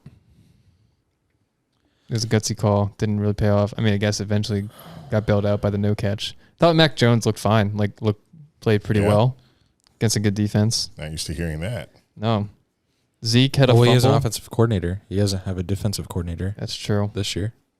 Zeke had a fumble in this game, but he. I thought he played pretty well. I saw that and I was like, oh, he might never carry the ball again for the Patriots. I would have loved if he This was also a rainy the game. Eagles. And Wasn't Eagles this like a fans had really to watch him rainy again. game? Yeah, it was pouring. So maybe that's part of the reason as well. That was shitty play. Dolphins at Chargers. We all took Chargers here. And I'm trying to figure out why we are doubting Tua and Tyreek after his stat line. I was still on the Tua's going to get concussed. Tua's not him train. We saw how the Dolphins defense played in preseason versus us. I thought the Chargers were going to light him up. And Tua just, holy cow, he's leading in the odds of MVP right now after that performance. Wow. And we touched on it earlier in this episode. But yeah, Tyreek Hill is like a one of one. I've never seen anyone like him. I'm sure a lot of people can say the same. I don't know how he's ever guarded. It feels like the only way. Oh, that's cool. That's so cool. I wish I was watching this instead of doing the pod. It's Aaron Rodgers carrying out an American flag to on 9/11 dark yeah Life Stadium on stadium's dark and they had a spotlight on him. Oh my god. I wish I was there. Want to go? Let's go. All right, guys. Let's wrap this up. We got to get in New York. It's my bottom 3 stadium for me. It's a bad one. I've been there. Really? Just I was there. The location. The location's probably the worst part about Fireman Ed's back in, huh? It's just there's what a fair weather. There's nothing around. It's nothing around it. It's just so hard to get in and out of like that area traffic wise. It's terrible. I took a train there and I feel like it dropped me off right at the stadium. It's pretty cool. It does, but we drove there when I went. For the Jags. Yeah, I drove. The only time in there I drove. But I did take the train home, and that's the most convenient thing about New York is that you can take trains places. So locals are probably like fine with it, but out of towners, it's like fuck this.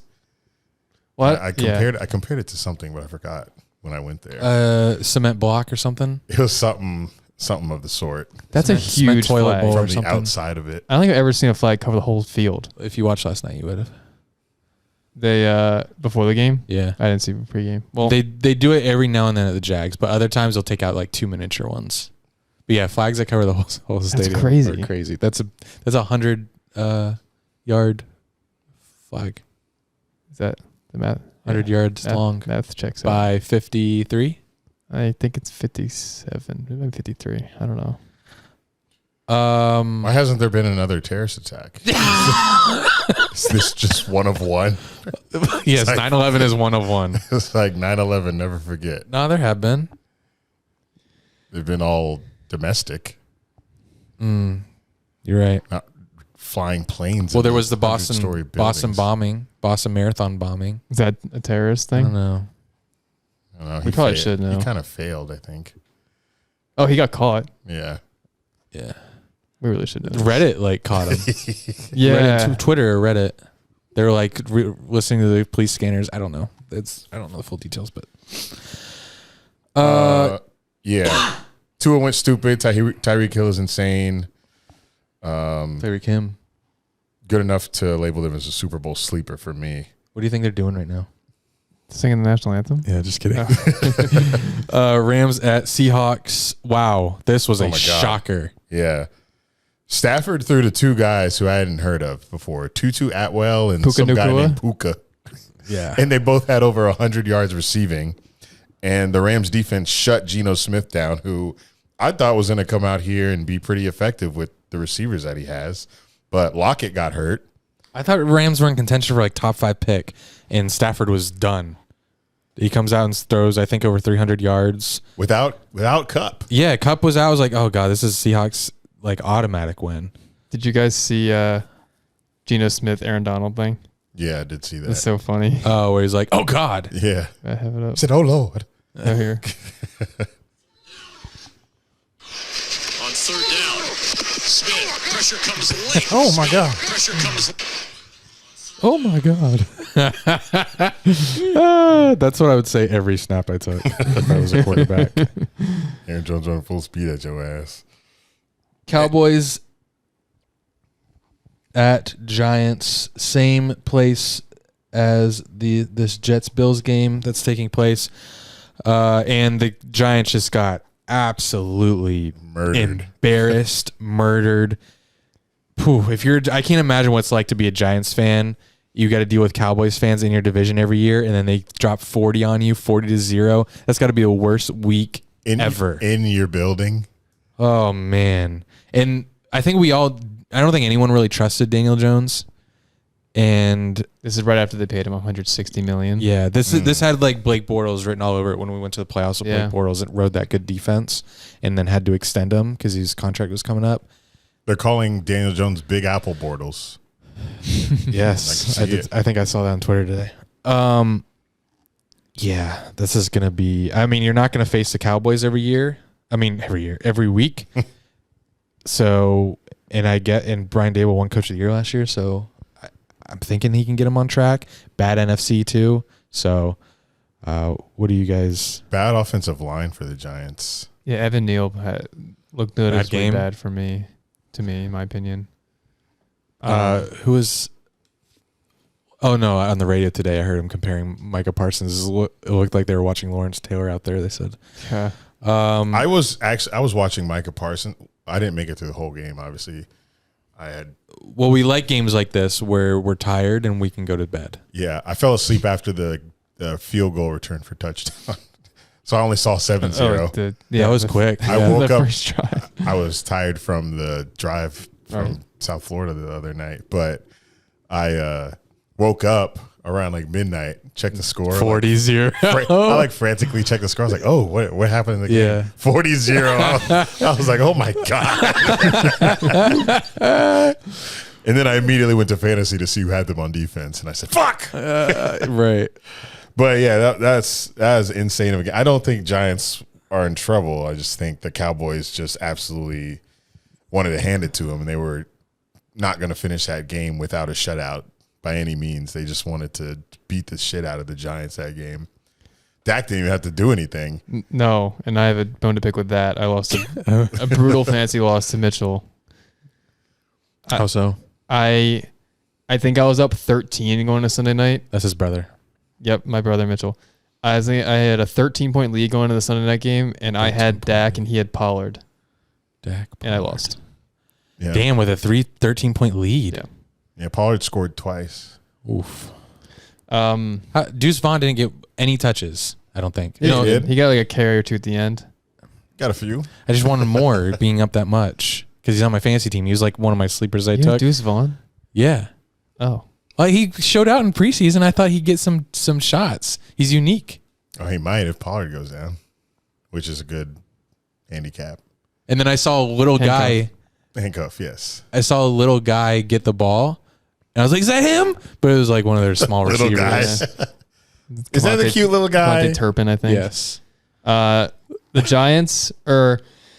Are you J.K. Rowling? What? Yeah, in the books. E-R. Oh, yeah. I don't know of that. No team has ever lost 40-0 or worse. Lost the sack battle 7-0 or worse. Go to weird ESPN stats. Lost the turnover battle 3-0 or worse.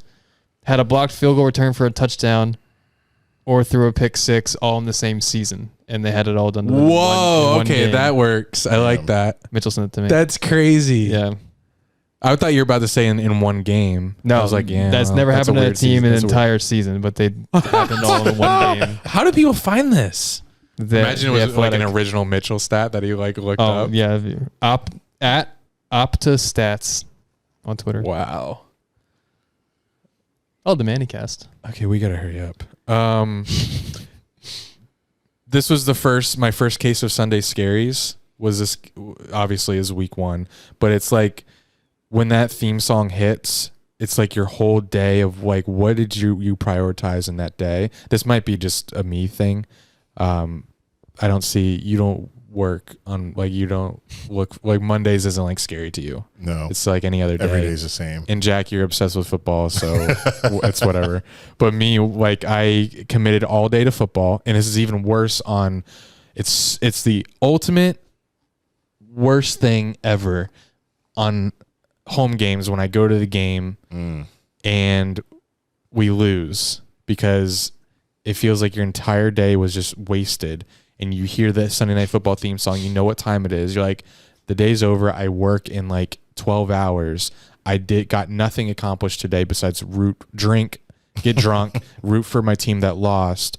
And now I have to like put my life together in the next couple hours while I'm dead tired because work starts in 12 hours. So it's just a very anxiety-ridden time. And that's how I felt, because I fell asleep on the couch watching the 4 p.m. games. I only fell asleep for like 30 minutes. But I woke up and I was hungover because of the 1 p.m. Jags game. And this room was a mess. I had to clean the kitchen, had to make my bed, let Walter out. Well, I thought you said only in losses that it feels like that.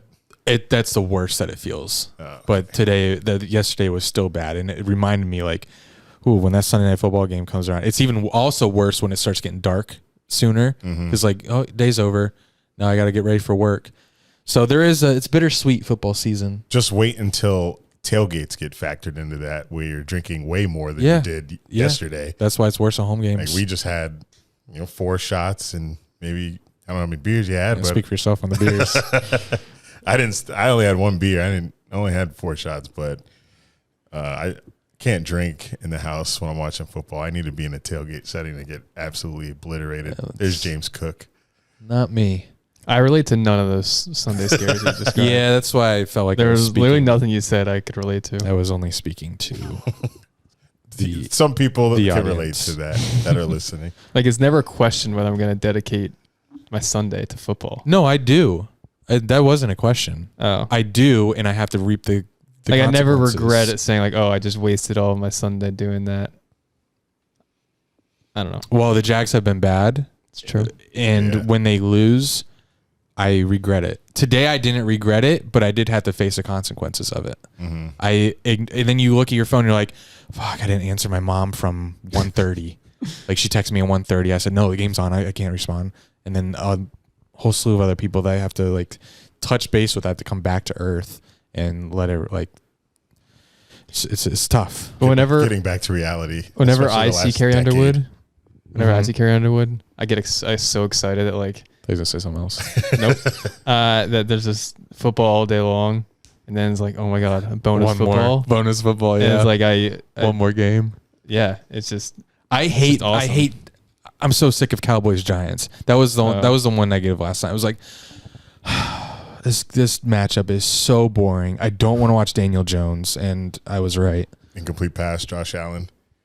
So the game's on right now. Reminder: I have the Jets. Eric has the Jets. Jack has the Bills. How you feel is how I feel on Saturdays. Really? You have Sunday the next day. I know. Such a free day. But I love watching college football from, like, when college game day starts all the way until the end. Like, when football season starts, I don't want to do anything on Saturdays. And now having a girlfriend, that may be tough because she likes to get out. And I'm just like, I just want to be on the couch and watch 10 a.m. to 10 p.m. football. And I know Sunday's next, but Saturdays are the day where I'm like, I'm going to sit here and do nothing. Because usually Sundays we'll have a tailgate. And in years past, like you said, I wasn't really too excited to go to the game. I was just excited to go to the tailgate. But Saturdays are my day. I can't get enough of college football. I like all the analysis and the potential upsets and watching my team dominate, because they usually do, except for a couple games out of the season. But Saturday scaries. All right. Damn, we switched. Fuck. Okay. Keep going. You'll be okay. Prize Picks, guys. All first-time users can download Prize Picks, deposit Oh, shit. a minimum. Is that Brees? Yeah. I almost took his last. Brees Hall with like Speaking of Prize Picks, 25-yard gain. you can receive a 100% instant deposit match up to $100. Minimum $10 deposit. 30. Use code Dunn and Drew. How you play? Pick 2 to 6 players. If they will go more or less than their Prize Picks projection, you can win up to 25 times your money on any entry for a 6-pick entry. Money Watch. This is my update since football season started. $136 out. I have made $110 on my entries. When was that? When did you make 100? This is over all of my entries This season? since the season started. Still, I don't remember. I don't recall any W's. I am still Good for you. I'm still negative. What am I? I'm 100 out, 90 in. Okay, we're not selling this app very well. I am up 2,000. Well, I'm about to tell you I got a W on college football, which is very rare, where I put 5-pick entry, and I got 4 out of the 5 rights, which got me a 2 times instead of a 10 times payout. So I won $50 on that. Shout out to Jack for giving me some of these. Notre Dame's quarterback, Sam Hartman, with the more on pass yards. I think you also did Carson Beck, which I took. Yeah. And then I took Shador Sanders, which was I was kind of like worried about that one because they started slow. They started real slow against Nebraska. And how about Deion Sanders getting us to watch Nebraska football? That never happens. And then I took keep going.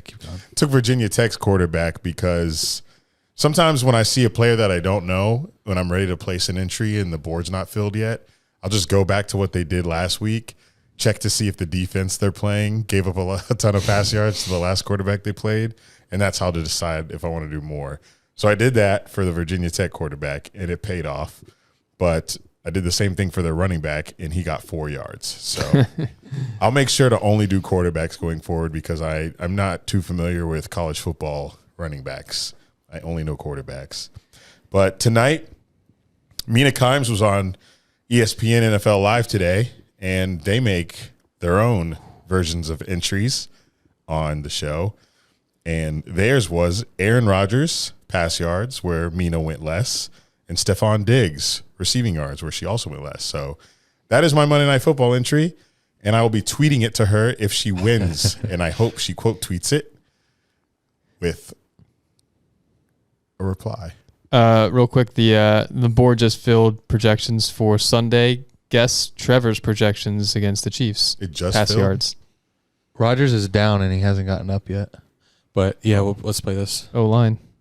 Yeah. Although this was really bad. There was a free rusher that he didn't even see. Well, my He didn't entry get is hit that hard. How'd he get hurt? he's I don't old. know. He hasn't gotten up in like 30 seconds.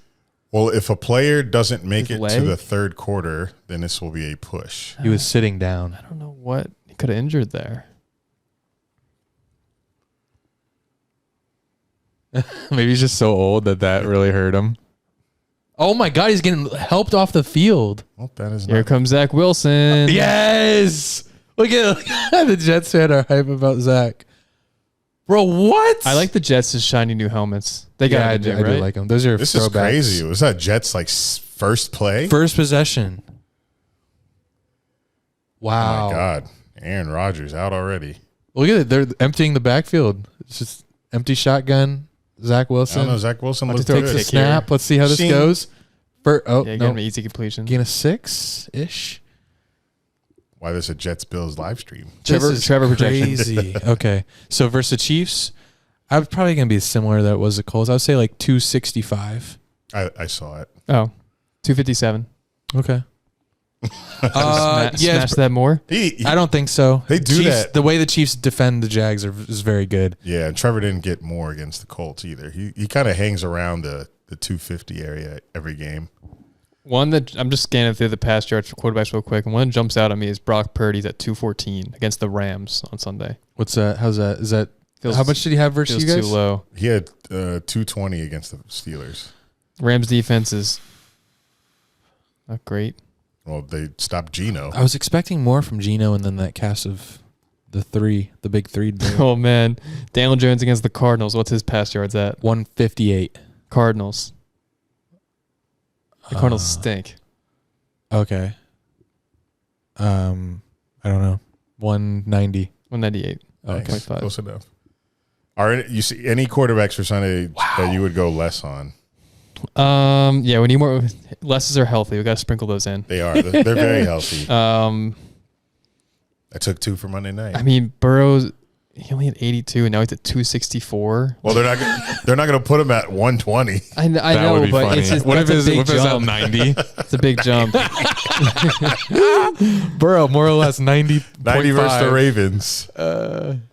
I mean, C.J. Stroud put up like 2 something on the Ravens defense himself in his first damn NFL game. So It pains me, but Kirk Cousins less because he's in prime time on Thursday night. oh yeah, Eagles. Did you not see the amount of primetime awards he got when he was doing the quarterback show What do you documentary? He looked at all the game balls. Oh, yes. Yeah, I know. Right.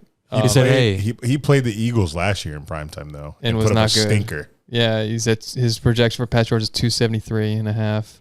But he does have the Justin Jefferson and Addison. I'm sure the Eagles will handle that. Yeah, Eagles defense though. Why would they put that on primetime? He has never looked good against. They did, yeah, last year Monday Night Football was week 2. Same as, yeah, except it's Thursday Night Football week 2 this year. Whatever.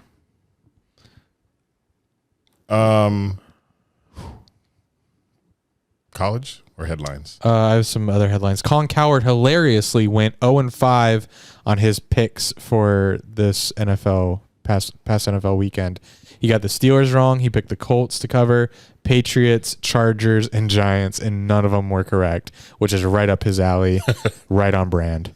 Does he just do like He just a has handful of picks? Yeah, he only had 5. I don't know what they were called. It was some kind of special segment. Are him and Chris Sims the worst analysts ever? They're pretty bad, but it doesn't matter because they have a studio and they talk confidently.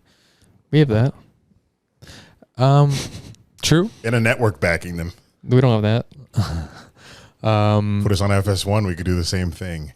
Another headline. Well, Skip needs an opponent, so go for it. He's got 3 now. Yeah. Another headline. There was a never forget parlay that DraftKings Saw that. published and had to apologize for. They put up a never forget 9/11 parlay, which they were asking you to place a bet on the Mets winning, Yankees winning, and Jets winning in memory of 9/11. So I guess it's bad because They're trying to profit off 9/11. There you go. Thank you. I wasn't seeing straight clearly. Thank you for clearing that up. College football. Yes, let's talk college football. Can I mention a headline Imagine that the I bet. forgot Yes. about? I meant to bring it up with the Giants Sunday Night Football game, but do you guys see what Kadarius Toney posted? Yes. Something about the Giants miss them now or something. Yeah, I mean, this is a guy who had 3 drops that quite literally cost him the game on Thursday Night Football. He posted a graphic of part of the score.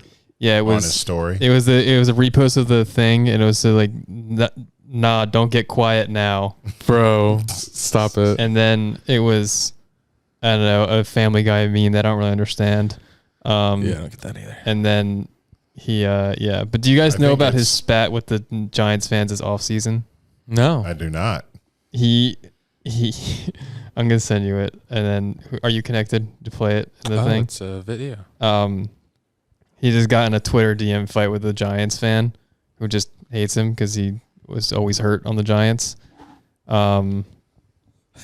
It's a tweet, but it's a tweet. It's a DM Twitter conversation back and forth between the Giants fan and Tony. If you could play it, did you get it? It's a Twitter DM exchange. Yes. It has music. Tony sent back voice okay. memos to this guy. I feel like okay, so I'll have to read. Let me. Okay. Oh yeah. He calling me, blowing me up. Okay. Oh my God. It's yeah. I always laugh whenever I hear Sound it. like T.I. So this Giants fan sends to Tony. Yo, music is trash, you bust bitch. You miss Daniel Jones. That's why you're mad, huh? Then Kadarius replies with,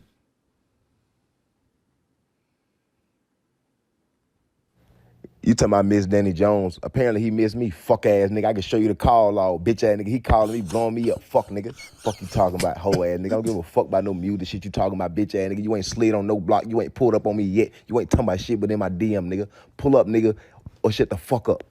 No, pause it. Now read his reply, and then there's one more voicemail from Tony. nobody misses you sitting on the sideline all season, buddy. You ain't do shit for us besides stay injured, bum bitch. Well, tell that nigga stop calling me then if he don't miss me, fuck ass nigga. Get your pussy ass on my DM, nigga, unless you dropping an addy, fuck nigga. Unless you dropping an addy. Holy shit, that's amazing. Yeah. So Tony, he's funny. How you beef with a fan that passionately? That's amazing. That's crazy. Oh, Rodgers getting carted away. Carted off. Okay, there's a headline. Holy shit. That's uh-oh. Here he comes. He's off. What is this, Paul Pierce? I was about to say. Same color. He had to poop. We'll get Peyton. He's like mind blown. Are you kidding? He went down so softly. Wow. Someone's got to pull up Twitter and That's see what's going on. You can do it while I talk college. Wait, I had one more thing to say. A friend who will remain unnamed sent me this, and I will keep him unnamed because it's. What'd he say? Hate that Aaron Rodgers makes me want to root for the Jets. A man's man, loves America, anti-vaxxer. That is funny. I giggled a little. Let's see what Twitter's saying. Yeah, that's so. If Rodgers stays out of the game, the Prize Picks entry will be DNP because they have a rule where, what's up, Achilles? Here's another good tweet. Oh, it's a joke. It's not another good tweet. One good tweet. The second tower lasted longer than Aaron Rodgers. Jesus Christ. That's not good. Well, I mean, yeah. 4 minutes. The second tower. Oh, okay. I guess in between them, like the tower was standing for quite many years. This would be the most anti-climactic. Bro, think about Jets fans. This turf takes everybody. Jets fans have been so excited for this. Oh, wow. Excited for this. And they have the worst luck with quarterbacks. They finally get one of the best ever, and he gets injured on the first drive. Holy hell. Yeah, Mitchell just said MetLife turf is so bad. So what? Earlier, speaking of Jets fans, Gary V, I saw some of his tweets earlier today. One of them was 6 hours ago, I'm so nervous. The other was, I'm worried. I don't like my gut feeling at all. Oh. Man, I need a live tweet from him with that Rodgers injury. He said something about a double rainbow. I bet he talks about this being luck. We fucking lost. Look. Oh, my God. Is it bad luck? Update, we fucking lost. Look, double rainbow. Oh, double rainbow's bad luck? There's a double rainbow. What is? I don't know that. Is double rainbow bad luck? I don't know. I don't understand that. That's insane, though. We'll get an update. But college football, let's recap week 2 already. Wow, college football is almost over. This sucks. I went to the FAU game, some of the worst shit I've ever watched. I will not be back for a game. They lose? In my lifetime. Yeah, they lost. It was 17-10. The over-under was like 63. What? Yeah. Whoa. Because last year they played and it was 41-38 final. Okay. Completely opposite game. I stayed till halftime. Dad came down with me. We spent some time at the Boca Bash tailgate. He's an Ohio University alum. So we spent some time with some old-ass Ohio people. They had food and stuff. It downpoured rain before the game, and then it stopped. So all around mid-experience until I actually got to the game because he got press passes, on-field passes. So I watched the game from the actual field level.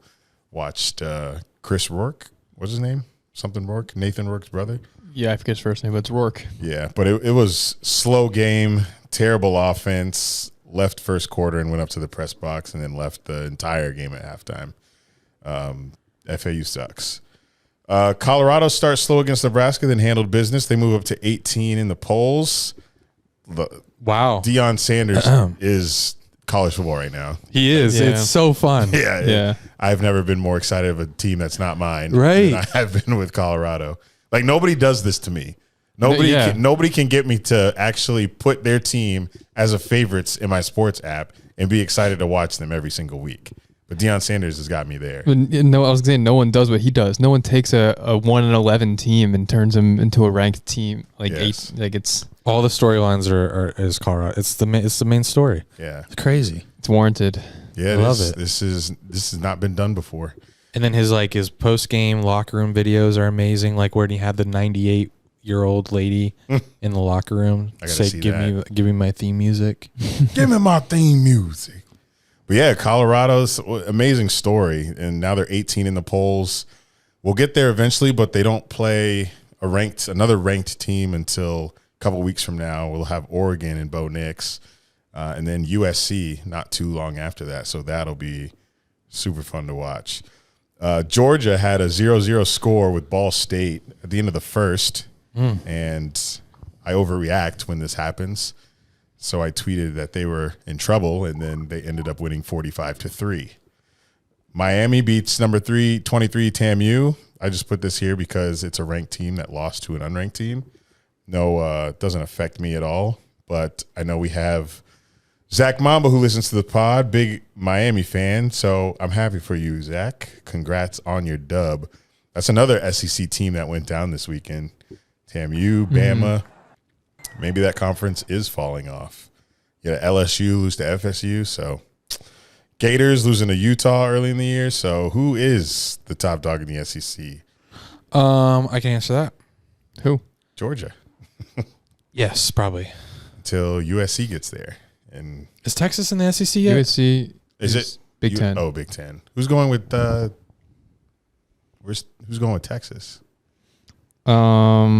Oklahoma. Yes, Oklahoma. Yeah. Yep. That's a yawn. Yeah, USC, UCLA, Oregon, and who else? One more going to the Big Ten. I don't remember. UCLA? I said them. Yeah, USC, UCLA, Oregon. I forget the other. There's been so much change. Like who's going where? I kind of lost track. I'll just figure out next year when I see it. When do they start the new playoff format? Next year. Next year? They should expand that. What is it, 8 right now? It's 4 right now. They're expanding to 12. Oh, no. I meant when they expand, it's going to be 12. Yep. Oh, okay. Texas beat Bama. We talked about that. They moved up to 4. And then I always go back to this guy because Jack had him pretty high in his mock draft. Drake May, UNC. Kind of got the show stolen by their running back against Appalachian State, who had 234 rush yards on the ground, and they pulled up the overtime win.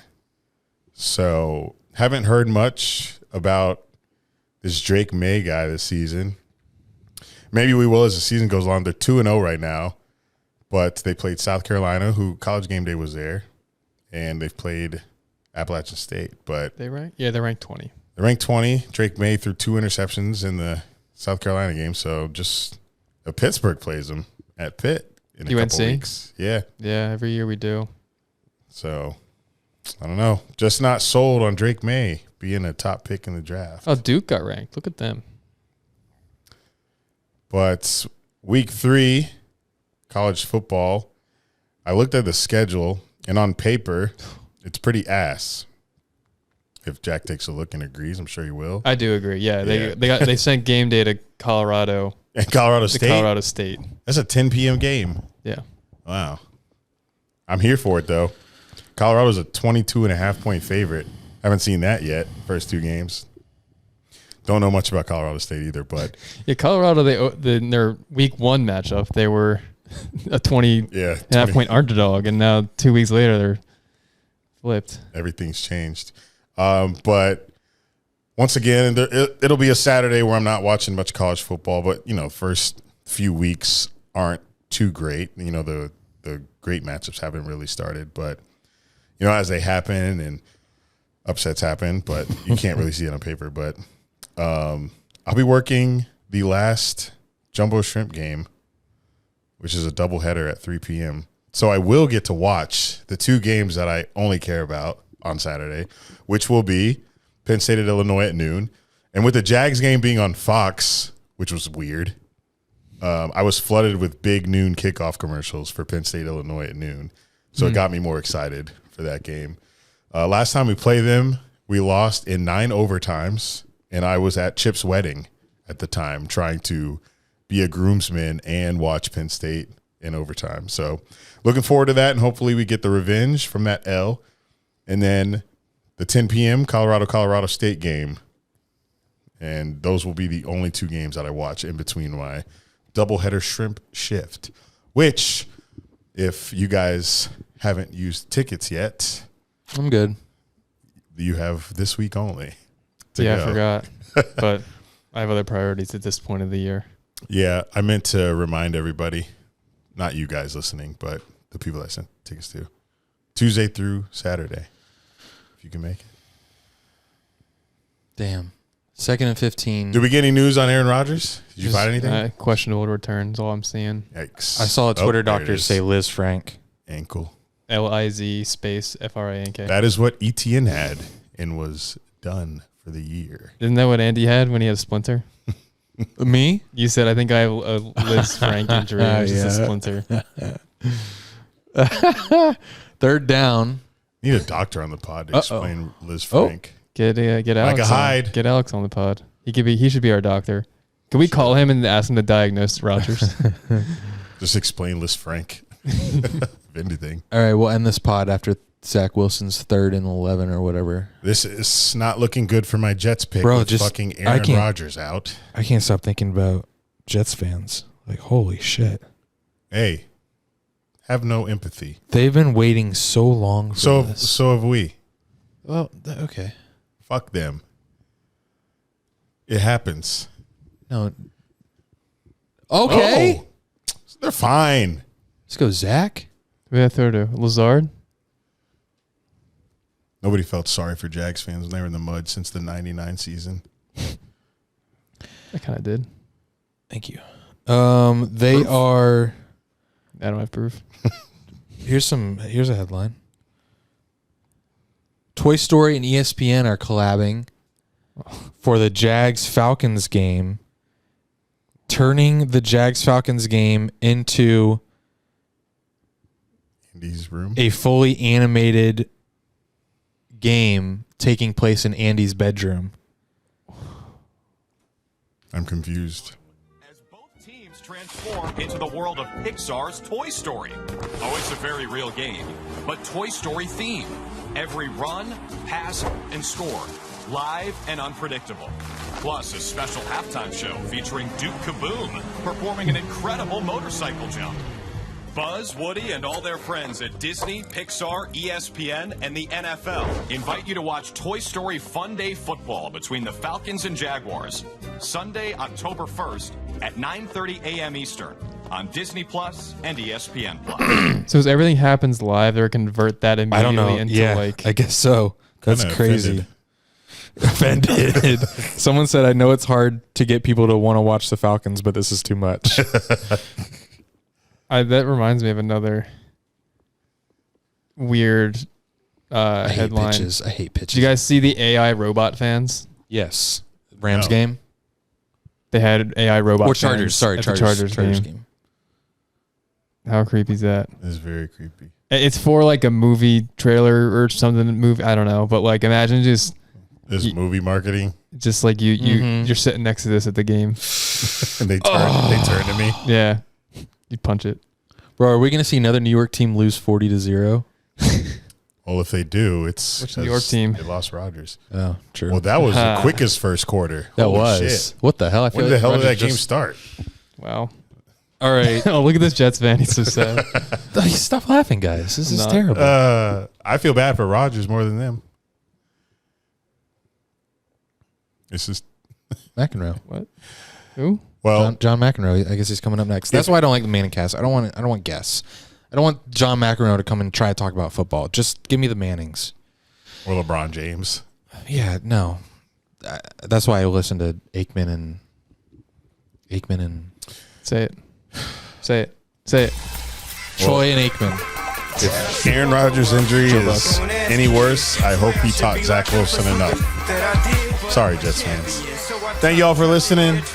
What a week one of football in the NFL. College football is in full swing. We're in our bags, y'all.